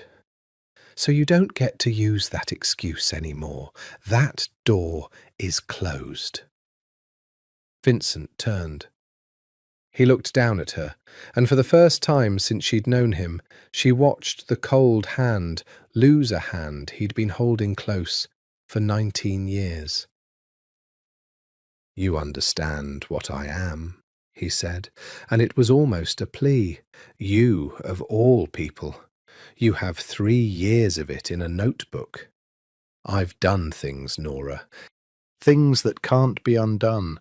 Things the orphanages don't balance, no matter how many children I know what you are. I'm not a good man. I didn't ask for a good man, Nora said. I had a good man once. He left when the work got hard, and he sends Lily a card on her birthday if he remembers. I don't want a good man. I want a true one. And you have been with me from the first minute. You've never once pretended to be anything you're not. You told me the safe combination on the first night. You told me to leave for my own good this morning when keeping me would have been so easy. You are the most honest, dishonest man I have ever met in my life. And I am done. I'm done resisting it. I'm done writing "do not be charmed" in a notebook like a child writing lines. Nora. Her name in his mouth, ragged now, the control finally cracking. Close the distance, Vincent, she whispered. You've been holding it open for 16 days. I'm telling you, you can close it. Close it. And the cold hand reached out with the hand he'd kept cold for 19 years, and he cupped her face the way he had in the motel parking lot, except this time there was no child to save, no city to mobilize, nothing in the entire universe but the two of them and the desert and the patient indifferent stars, and he closed the distance. The kiss was not what she expected. She had expected the legend, something dark and hard and consuming, a man who took. Instead it was unbearably gentle, and it shook. He shook, this enormous, controlled man, trembling against her, like the kiss cost him more than the bullets had, like he was handing her something he'd spent his whole life refusing to hand anyone, and Nora understood that she was not being taken at all. She was being trusted, which was, for a man like Vincent Calabrese, a far more dangerous and naked thing. When they broke apart, his forehead came down against hers, and they stood like that, breathing the same air, his hands still framing her face like she was something that might break or vanish. "This is a catastrophe," he murmured. "You know that. For both of us. You're a journalist with enough on me to— I know, and I'm a man whose enemies will use you the second they know you matter to me.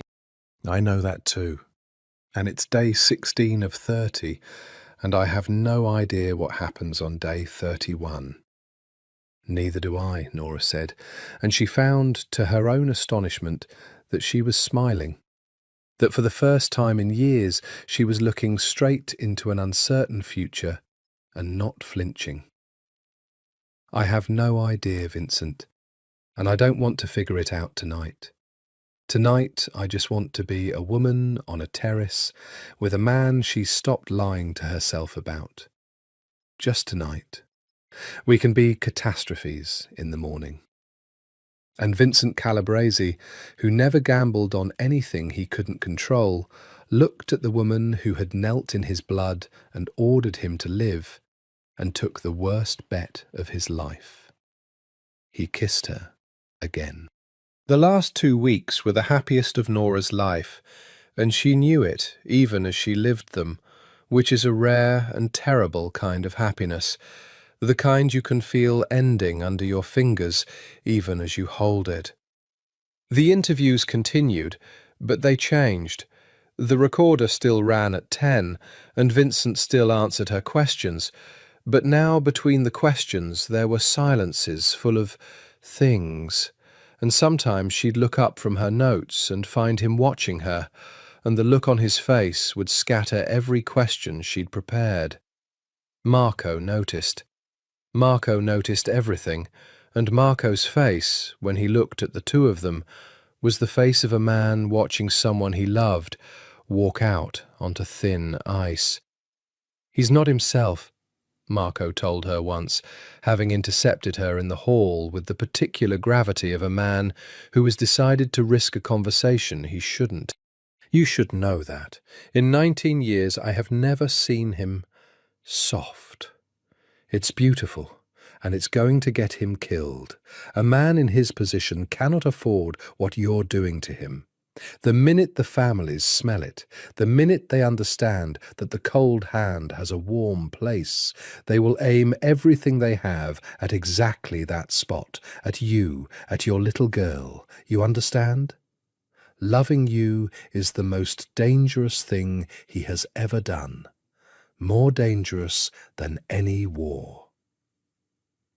"I didn't ask him to," Nora said quietly. "No," Marco agreed. "That's why he can't stop." She thought about that for a long time. But there were also the good days, the borrowed ones.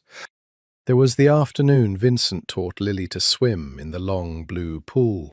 The two of them in the water for hours, his patience inexhaustible, his big, careful hands holding her small body level while she kicked and shrieked and finally, swam 3 strokes on her own and came up, gasping and triumphant.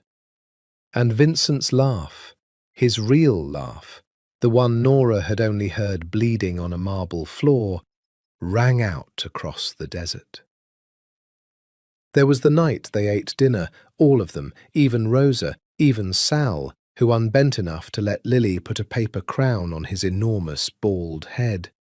And it felt, for the length of one meal, like a family. Nora watched it, and her reporter's brain whispered, "This is a crime family. These are killers. This is a man whose business destroys lives." And her heart whispered back, "And yet—" And the two of them had stopped arguing, had reached a kind of exhausted truce. Because the truth, the real truth, the one Vincent had begged her to write, was that both whispers were correct at once, and that a human being could be both things, all things, in the same skin. and that she had spent a decade writing villains and had never once understood that, until now. There was the night he told her the rest of it, not on the record. The things the orphanages didn't balance. A man, years ago, who'd informed, and what had been done to him. A war, and the bodies it had cost. He told her in the dark, in a low, flat voice, not asking for forgiveness, not flinching from it, laying his sins out one by one, like a man emptying his pockets before sleep. "I'm telling you," he said, "because if you're going to stay, if there's any world where you stay, you have to know all of it. Not the version that fits in a story. All of it. The man who funds 12 orphanages is the same man who did these things. I won't let you love half of me. It's all of it, or none." She lay in the dark beside him and listened to the worst of him, and she did not run. And in the morning she was still there, and that, more than the kiss, more than anything, was the moment Vincent Calabrese stopped, somewhere deep in the frozen architecture of himself, believing he was alone. But the days ran out. They always do. Day 30 arrived the way the last day of anything arrives, too fast and ordinary, the desert sun coming up exactly as it had on the other 29. And with day 30 came the thing they'd both been not talking about. The thing that had sat in the corner of every kiss and every silence. The story was finished. It was finished. She'd known it for days. She had 3 years of evidence and 30 days of exclusive access and a complete, airtight, devastating account of the criminal empire of Vincent Calabrese. Enough, more than enough, to hand a federal prosecutor the case of a generation. Enough to put him in a cell until he died. Enough to make Nora Walsh the most important investigative journalist in the country. It sat on her laptop in a single document, 41,000 words, the best work she had ever done. And on day 30, while Lily napped and Vincent was in the city closing the res matter once and for all, Nora Walsh sat down in the wing of the fortress on Red Rock, opened the document, scrolled to the top, and looked at the small blue button at the corner of her publishing platform, the one that would send it, in a single click, to her editor, to the wire, to the world. Publish. Her hand found the trackpad, her finger found the button, and there she stopped, frozen, the cursor hovering, the whole of her future and his hanging on the next quarter-inch of motion. She had a decision to make, the biggest of her life. And that was when her phone rang. It was Vincent. Of course, it was Vincent. She looked at his name on the screen. She'd put it in her phone as just V, a small cowardice, a small protection. And the phone buzzed in her hand while the cursor hovered over the blue button. And she understood, in the way you understand things in the marrow before the mind catches up, that he knew. That he had always known this moment was coming, that somewhere in his vast machine of informants and instincts, the cold hand had felt the exact moment his fate came to rest under a journalist's fingertip, and he had called. She answered. She didn't say hello. "It's day 30, she said instead. "It's day 30, Vincent agreed. His voice was very calm, the calmest she'd ever heard it, and she'd heard it bleeding. "And you're sitting in front of the story?" It wasn't a question. She didn't insult him by pretending. "Yes." "It's finished?" "Yes." "And it's good?" A pause. It would end me. It would put you in prison for the rest of your life, Nora said. Her voice was shaking. The cursor was shaking. Vincent, I have everything. The wires, the chapels, the senator, I have everything. I could click one button and you'd be gone. The empire would be gone. All of it. And I would be the journalist who finally got the cold hand. And I... Her throat closed. I know, he said gently. I've always known what you have. I gave most of it to you, myself. Why? It came out as a sob. Why would you do that? Why would you hand me the gun? Because. A long breath on the line. The sound of him far away in the city, choosing his words with the care of a man who has decided to tell the truth one final time. Because I'm tired, Nora. I've carried this for 19 years and I'm tired, and for 30 days you made me forget how tired I was. And because I would rather you have the gun than anyone else on earth. If it ends, I want it to end in your hands. There's a kind of mercy in that, the only kind I'd accept. She was crying now, openly, the desert blurring beyond the glass. Tell me not to. Vincent, tell me not to do it. Beg me. Please, just this once. Beg me. No. The single word, soft and absolute. I never beg, Vincent said. You know that. It's the one thing I've never done, the one line I've never crossed. Not for my own life, not when I was bleeding on the floor and you were the only thing between me and the dark. I didn't beg you then, and I won't beg you now. So I'm not going to tell you not to do it, Nora. I'm going to tell you the opposite. A breath. Do it. What? Do it. Click the button. Publish the story.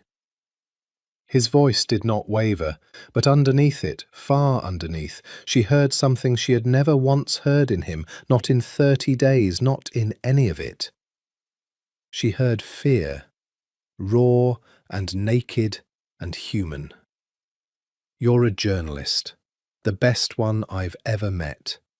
You spent 3 years digging out the truth, and I will not be the thing that makes you bury it. If you bury this story for me, then in some way I've made you smaller. And I've spent 30 days falling in love with you exactly the size you are. So do it. Publish. Be who you are. Vincent, but I want you to know something first. And here his voice finally broke, just slightly, just enough, a single hairline crack in a wall 19 years thick. I have been afraid of exactly one thing in my entire adult life, and that's losing my power. Because power was the only thing standing between the people I love and the people who want to hurt them. That's the only fear I've ever allowed myself, until now. A long, shaking silence on the line. This is the first time, Nora, the first time in 19 years that I've been afraid of losing something that isn't power. And I needed you to know that before you decide. Not so you'll change your mind. I told you, I'm not begging. I just... His voice dropped to almost nothing. I needed one person on this earth to know that the cold hand was capable of being afraid of losing someone. And I wanted that person to be you. Now, do it. I'm hanging up. I won't make you do it with me on the line. Goodbye, Nora. Vincent, don't. I love you, Vincent Calabrese said, simply. the way he said all his truest things, with no decoration and no defence. However this ends, I love you. Goodbye. The line went dead. Nora Walsh sat alone in the desert light with a dead phone in one hand and the future in the other, the cursor hovering over the small blue button Publish, and 3 years of work behind it, and a Pulitzer behind that, and the man she loved on the far side of a single click. And she understood that there was no version of the next minute in which she did not lose something she could not bear to lose. She thought about the yellow building, the 11-legged dinosaur. 400 children eating breakfast in houses the cold hand hid behind 11 layers of crime, so no one could use them as a knife. She thought about a 5-year-old saying, "You found me." She thought about journalism and truth, and what the truth even was, and which of the two whispers in her own chest was the lie. And then Nora Walsh, the angel of the criminal, made her choice. She did not click the button. Not yet. First, she closed the document. And then she opened a new one, blank, white, infinite, the way every story starts. And she began, with shaking hands and a clear and terrible certainty, to write a different one. She wrote until the sun moved off the wall and Lily woke and Rosa took her for an early dinner. She wrote through the blue desert dusk. She wrote the way she had not written in years, not since before the marriage and the divorce and the grinding freelance hustle had turned her work into a product. She wrote because she had something true to say, and only she could say it. She did not lie. That was the thing she held on to, the line she would not cross, because she was a journalist, and the day she lied in print was the day she stopped being the woman Vincent had said he loved, exactly the size she was. She did not lie. Everything in the new story was true. She wrote about a casino empire built on the edges of the law. She wrote about a city's machinery and the men who'd bought it. She wrote about Vincent Calabrese, Mafia boss, casino owner, the man they called the Cold Hand, because he had not forgiven a soul in 19 years. She named the structures. She described the methods. She did not pretend he was clean, but she wrote about all of him. She wrote about a 19-year-old girl named Sophia who had wanted to be a doctor for the children nobody wanted, and a brother who'd held her hand in a hospital hallway while it went cold, and what that does to a man. She wrote about 12 homes and 400 children, and the 11 layers of shell companies built not to hide stolen wealth, but to hide generosity. Because in his world, the thing you love is the thing they take. She wrote, without naming herself, without navigation, Lily, protecting them even now, about a man who would turn an entire criminal underworld toward the rescue of a single frightened child, and ask for nothing in return. She wrote a portrait of a man more complex than she, or her readers, or the FBI, or the legend had ever imagined. A man who was both whispers at once, a monster and a guardian in the same skin, a criminal, and, in the one ledger that mattered to him, something close to an angel. And she wrote that the most honest thing she could say, after 30 days inside his house and his life, and, though she did not write this part, his heart, was that she no longer knew which side she was on. And that perhaps the not knowing was the truest thing of all, because human beings were not stories, and the day journalism forgot that was the day it became propaganda. She left out the wires. She left out the chapels. She left out the senator's name and the offshore structures and the names of the men and every single piece of hard evidence, the load-bearing facts, the ones a prosecutor needed, the ones that turned a profile into an indictment. She left out the gun. She kept the truth and removed the weapon, and she knew, as she did it, exactly what she was doing and exactly what it cost. It cost her the Pulitzer. It cost her the case of a generation. It cost her the version of Nora Walsh who had broken into a casino 31 days ago, certain she knew what justice was. And it was, without question, the best thing she had ever written. The best investigative report of her life. And the first one in which she did not know, walking away from it, whether she had done right or wrong.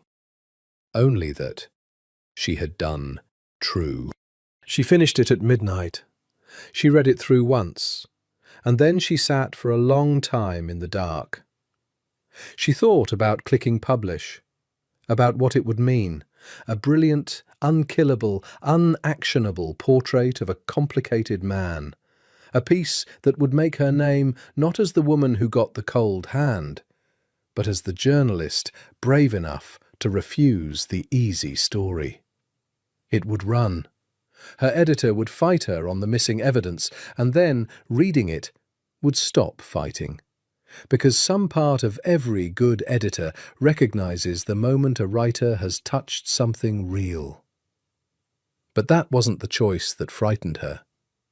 The choice that frightened her was the other one, the one underneath. The one Vincent had handed her with the gun. Because she could still publish the other document. It was still there, in the trash, recoverable with 3 clicks. The full one. The one with the gun in it. She sat in the dark with both stories inside one machine and understood that this, not the terrace, not the kiss, not the motel room, this was the real fork in her life. And that whichever way she went, she would be a different woman on the other side of it, and she would never get to be the old one again. She opened her phone. She looked at V. She did not call. Some things you don't decide on a phone. Some things you decide with your whole body, walking down a long limestone hall toward a man on a terrace.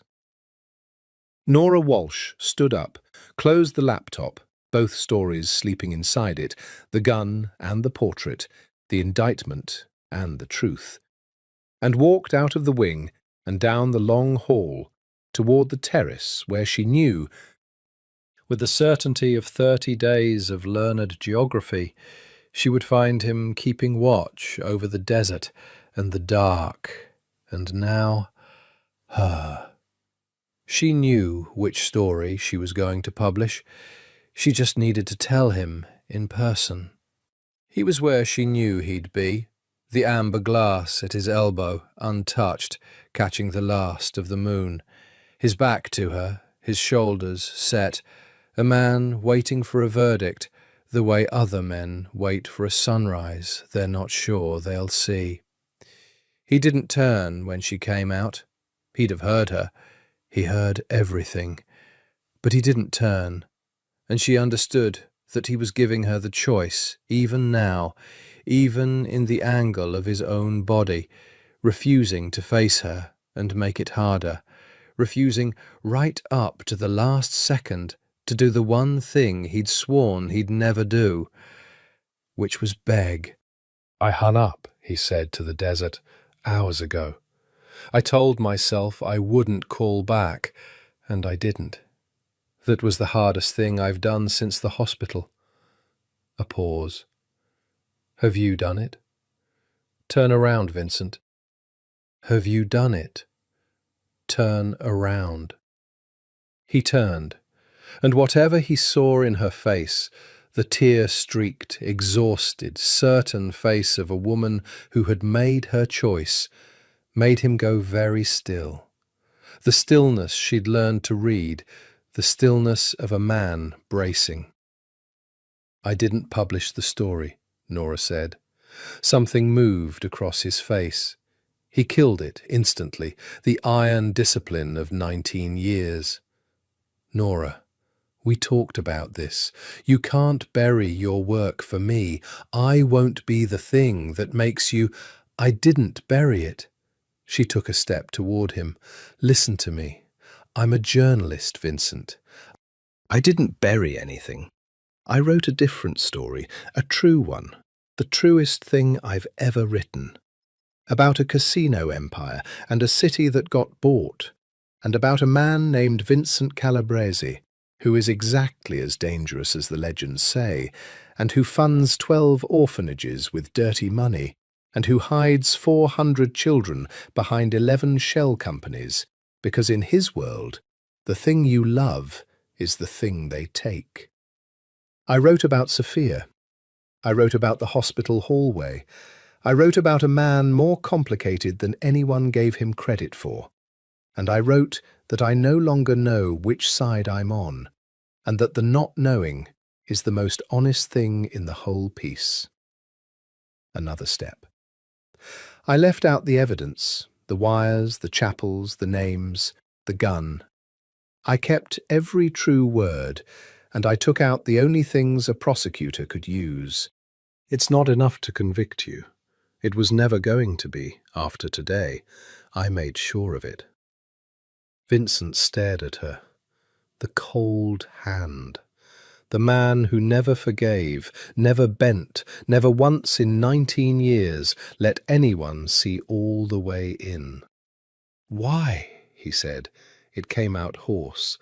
"Because I didn't do it for love," Nora said, and this was the part she'd worked out in the dark, the part that mattered, the part that let her live with herself. "I want you to understand that, because I think you'd hate it if I'd done it for love. You'd think you'd made me smaller, the way you said. I didn't do it for love. I did it because I spent 30 days looking for the truth, and the truth turned out to be more complicated than the gun. The truth is a man who is both things at once, and a journalist who buries that truth to fit it into a tidy story about a monster is a coward and a liar, and I am neither. The full report would have been a lie of omission in the opposite direction. It would have left out the orphanages and the hospital and Sophia and everything that makes you a man instead of a headline. That would have been the dishonest story. The one I wrote is the honest one. It just happens to also be the one that doesn't put you in a cell." She was crying again and smiling through it, the way she had on the terrace 2 weeks ago. "So no, I didn't do it for love. I did it for the truth. The love is just—" Her voice caught. "The love is just why I'm out here on this terrace, telling you in person, instead of letting you read it in the morning, like everyone else." For a long moment, Vincent Calabrese did not move, did not speak. Stood in the moonlight with 30 days and 19 years and a whole frozen life behind his eyes, looking at the woman who had knelt in his blood and ordered him to live, and then refused to put him in the ground when she had every reason and every right. And then the cold hand crossed the terrace in 3 strides and took Nora Walsh's face in both his hands and kissed her, like a man surfacing from deep water, like a man who has been holding his breath for 19 years and has finally been allowed to breathe. And she felt the wetness on his face and knew it wasn't hers. "I had a speech," he murmured against her mouth. "I had a whole speech ready, for if you'd published it, about how I deserved it, how I'd go quietly, how I'd protect you and Lily from anything that came after. I rehearsed it for hours. A broken laugh. I didn't have a speech for this. I never let myself write one. I didn't dare. Improvise, Nora whispered. So he did. He said the only thing that was left, the thing under all the others, the simplest and most dangerous truth he owned. Stay, Vincent Calabrese said. Day 30's over. The deal's done. You're free. You can take Lily and the story and walk out that gate tonight, and I'll have men make sure you're safe for the rest of your life. No strings, no debt, the ledger closed clean. You're free, Nora. That's what I'm offering you. Your freedom. His hands tightened on her face. And then I'm asking you, freely, for the first time in my life, asking and not arranging, stay. Stay anyway. Be a catastrophe with me. Both of you. Stay. She stayed. Not in the fortress on Red Rock. That was the first thing they changed, both of them understanding that a house built to hold things at bay was no place to raise a small person who liked to build towers and swim 3 strokes and ask sad castles why they were sad.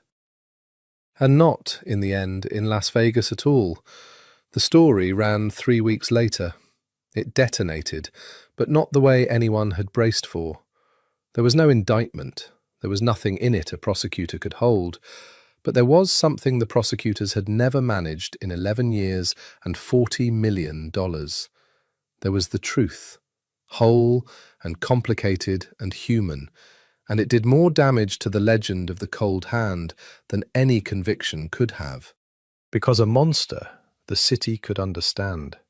A monster they could fear cleanly, but a man who funded orphanages and held his dying sister's hand and turned a criminal empire toward the rescue of a child. A man could not be feared cleanly, and an empire built on clean fear does not survive its boss becoming complicated. Nora Walsh, who had set out to imprison Vincent Calabrese, had done something stranger and more permanent. She had made him human, in print, forever. And a human cannot be a king of shadows. He'd known. Of course he'd known. She understood later that it was the other thing he'd handed her along with the gun, that the honest story would cost him his throne as surely as the evidence would have cost him his freedom, just slower, just gentler, and that he'd chosen it on purpose. That when he said, "I'm tired," he had meant it all the way down. He got out. It took the better part of a year. An empire is not a coat you simply take off. And there were debts to settle and successions to manage and a great deal of money to move quietly into the 12 homes and a foundation that bore a dead girl's name.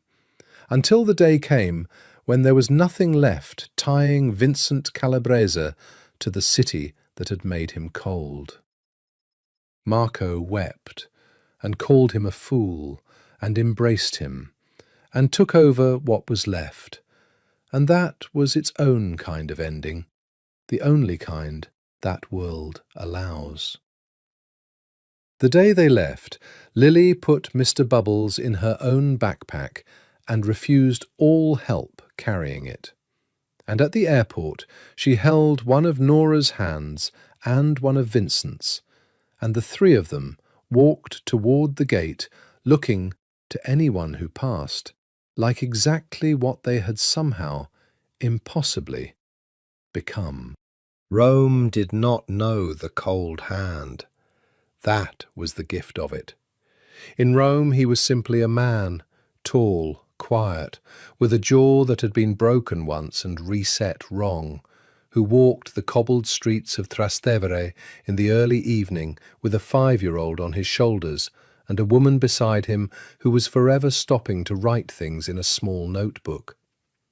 The Romans took them for what they appeared to be. No one crossed the street when he passed. No one's eyes went down. For the first time in 19 years, Vincent Calabrese walked through a city and no one was afraid of him. And Nora watched the weight of it come off him by degrees, week after week, like a man surfacing slowly from a great depth, so the pressure won't kill him. They rented an apartment first, then bought one. Top floor of an ochre palazzo with a terrace, because of course there was a terrace. He would always need a terrace, would always need somewhere to stand at night and keep watch. But the watching changed too over the months, from a soldier's vigilance to something softer. A man simply looking at the lights of a city he was learning to love because it had let him be no one. Nora wrote. Freelance still, but different work now. The work she'd meant to do before the world ground her down. Long pieces, true ones, about complicated people. She never wrote about him again. That story was finished. She'd said everything true she had to say, and the rest was theirs, and the rest was not for print. Lily started school. She learned Italian faster than either of them, the way children do, and came home with new words and grass stains and friends whose names Nora couldn't pronounce. And she called Vincent by his name for a while, and then, one ordinary Tuesday over breakfast, did not. And the new word she used instead made the most dangerous man in the history of Las Vegas put down his coffee and leave the room and stand on the terrace for a long time with his back to them. And when he came back, his eyes were red, and no one said anything about it, because some things you don't say out loud, and some silences are the loudest love there is.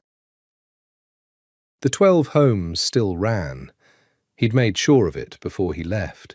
The foundation, the quiet money, the structures rebuilt, clean now, legitimate. A dead girl's name on a charity that would outlive them all. Sometimes a letter came, forwarded through a chain of addresses, a child's drawing, an 11-legged dinosaur, a photograph of a yellow building full of kids eating breakfast. He kept them in a box. He thought Nora didn't know. She knew. On a night near the end of their first year, they stood on the terrace in Rome, with the city spread gold below them, Lily asleep inside with Mr. Bubbles, and Vincent had a glass of wine at his elbow that he had, for once, actually been drinking, because there was nothing left in him that needed to stay sharp. "Do you ever wonder," Nora said, "what would have happened if I'd clicked the button?" "No," Vincent said. "Liar." He almost smiled. "Every day." For about a second. "And then I look at this." A gesture, the terrace, the city, the dark window behind which a small person slept. "And I stop wondering, because there's no version of that button that ends here. And here is the only place I've ever wanted to be." He turned to look at her. "Do you wonder? About the Pulitzer, the story you didn't write?" Nora considered it honestly, the way she considered everything now.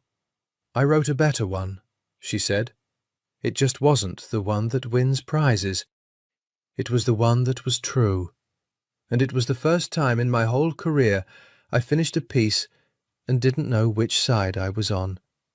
She leaned into him, and his arm came around her, the hand that had been cold for 19 years, warm now against her shoulder. "I used to think that was a failure, not knowing. I thought a good journalist always knew which side she was on. And now? Now I think anybody who's always sure which side they're on isn't paying attention," Nora said. "People aren't sides, Vincent. They're Both whispers at once, he said quietly.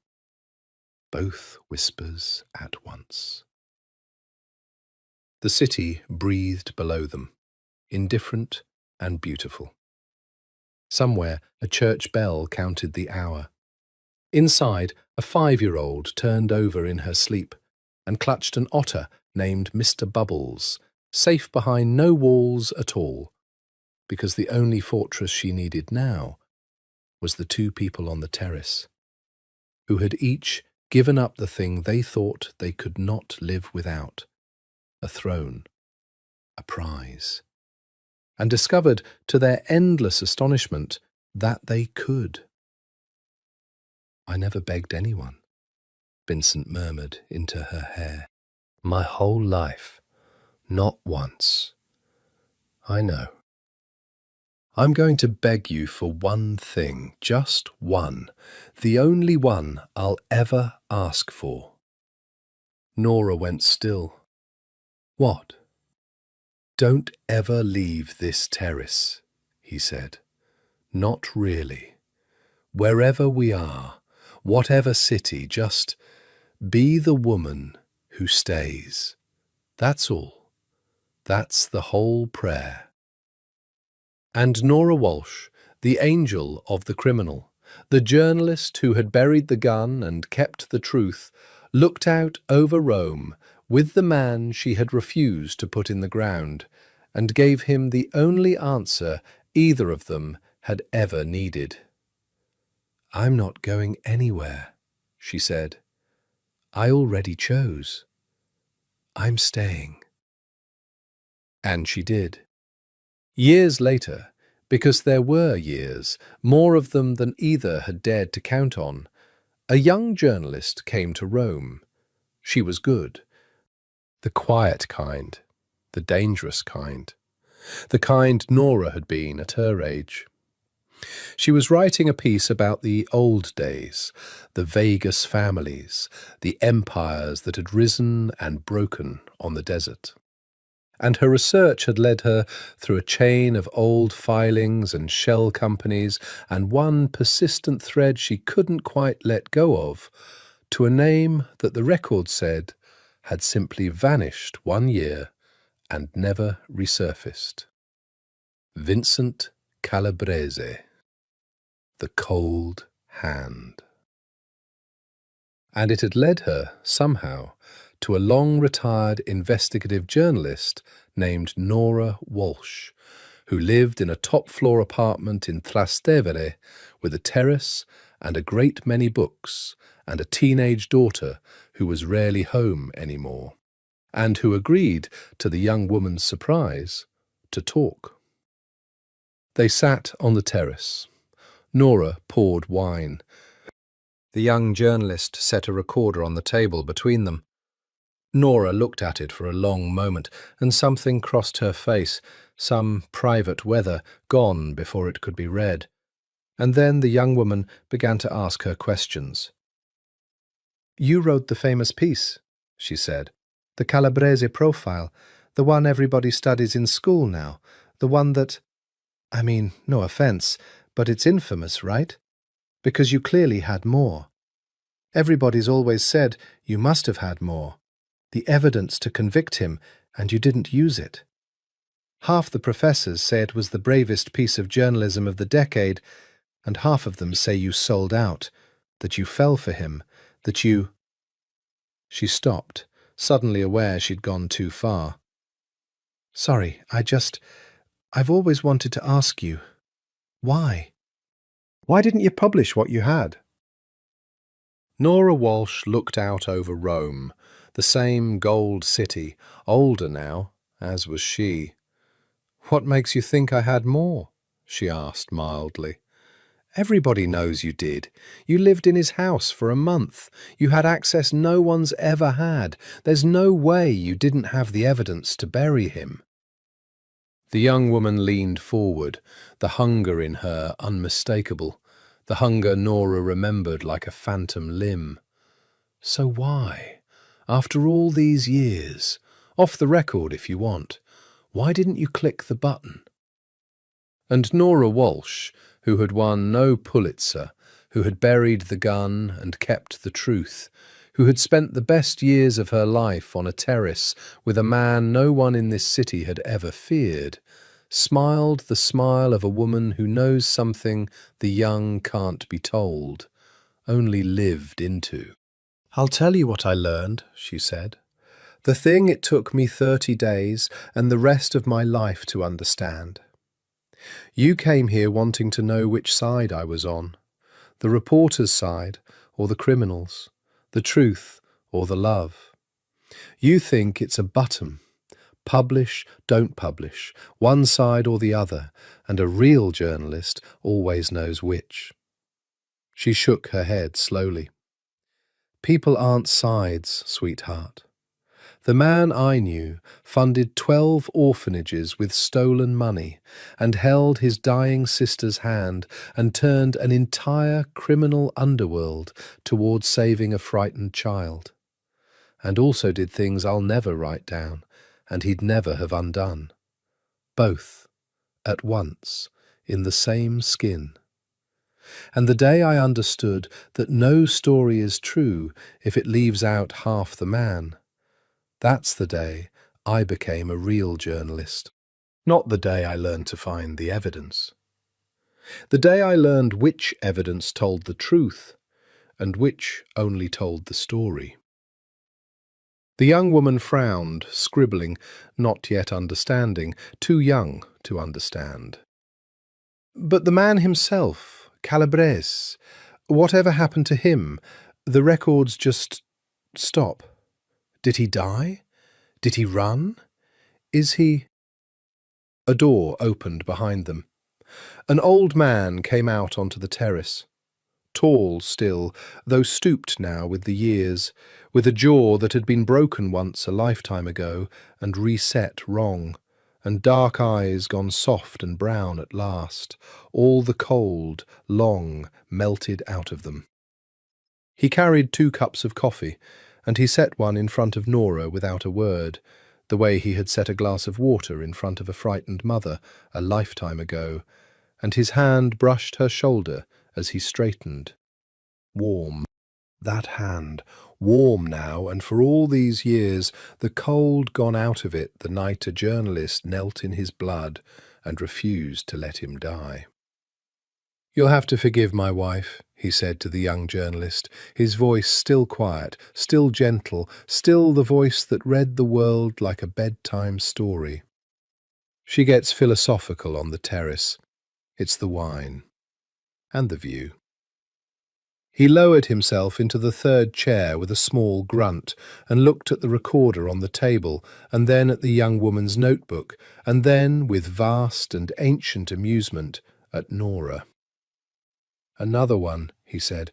"Another journalist, after all these years." "After all these years," Nora agreed. The old man picked up his coffee. He looked out at Rome, at the gold and the bells and the long, slow evening, at the woman beside him and the box of children's drawings in the apartment behind them, and the whole impossible, improbable life he had been given instead of the one he'd earned. "Tell her the truth," he said softly. "You always do. It's the only thing I ever loved you for." A pause, the old joke, the old tenderness. Well, not the only thing. And the young journalist looked from one of them to the other, the old killer and the woman who'd saved him, the criminal and his angel, and felt the story she'd come for dissolve in her hands and reassemble into something else, something larger and stranger and truer than the one she'd planned to write, and understood dimly that she had just been handed the kind of gift that ruins you, the kind that makes every tidy story you ever tell afterward feel like a lie. "I don't know which side to write it from," she admitted finally, helplessly. Nora Walsh reached across the table and took Vincent Calabrese's warm hand in hers, the way she had 30 days and 30 years ago on a marble floor in a city of liars in another life. "Good," she said. "Now you're a real journalist. Write it from there."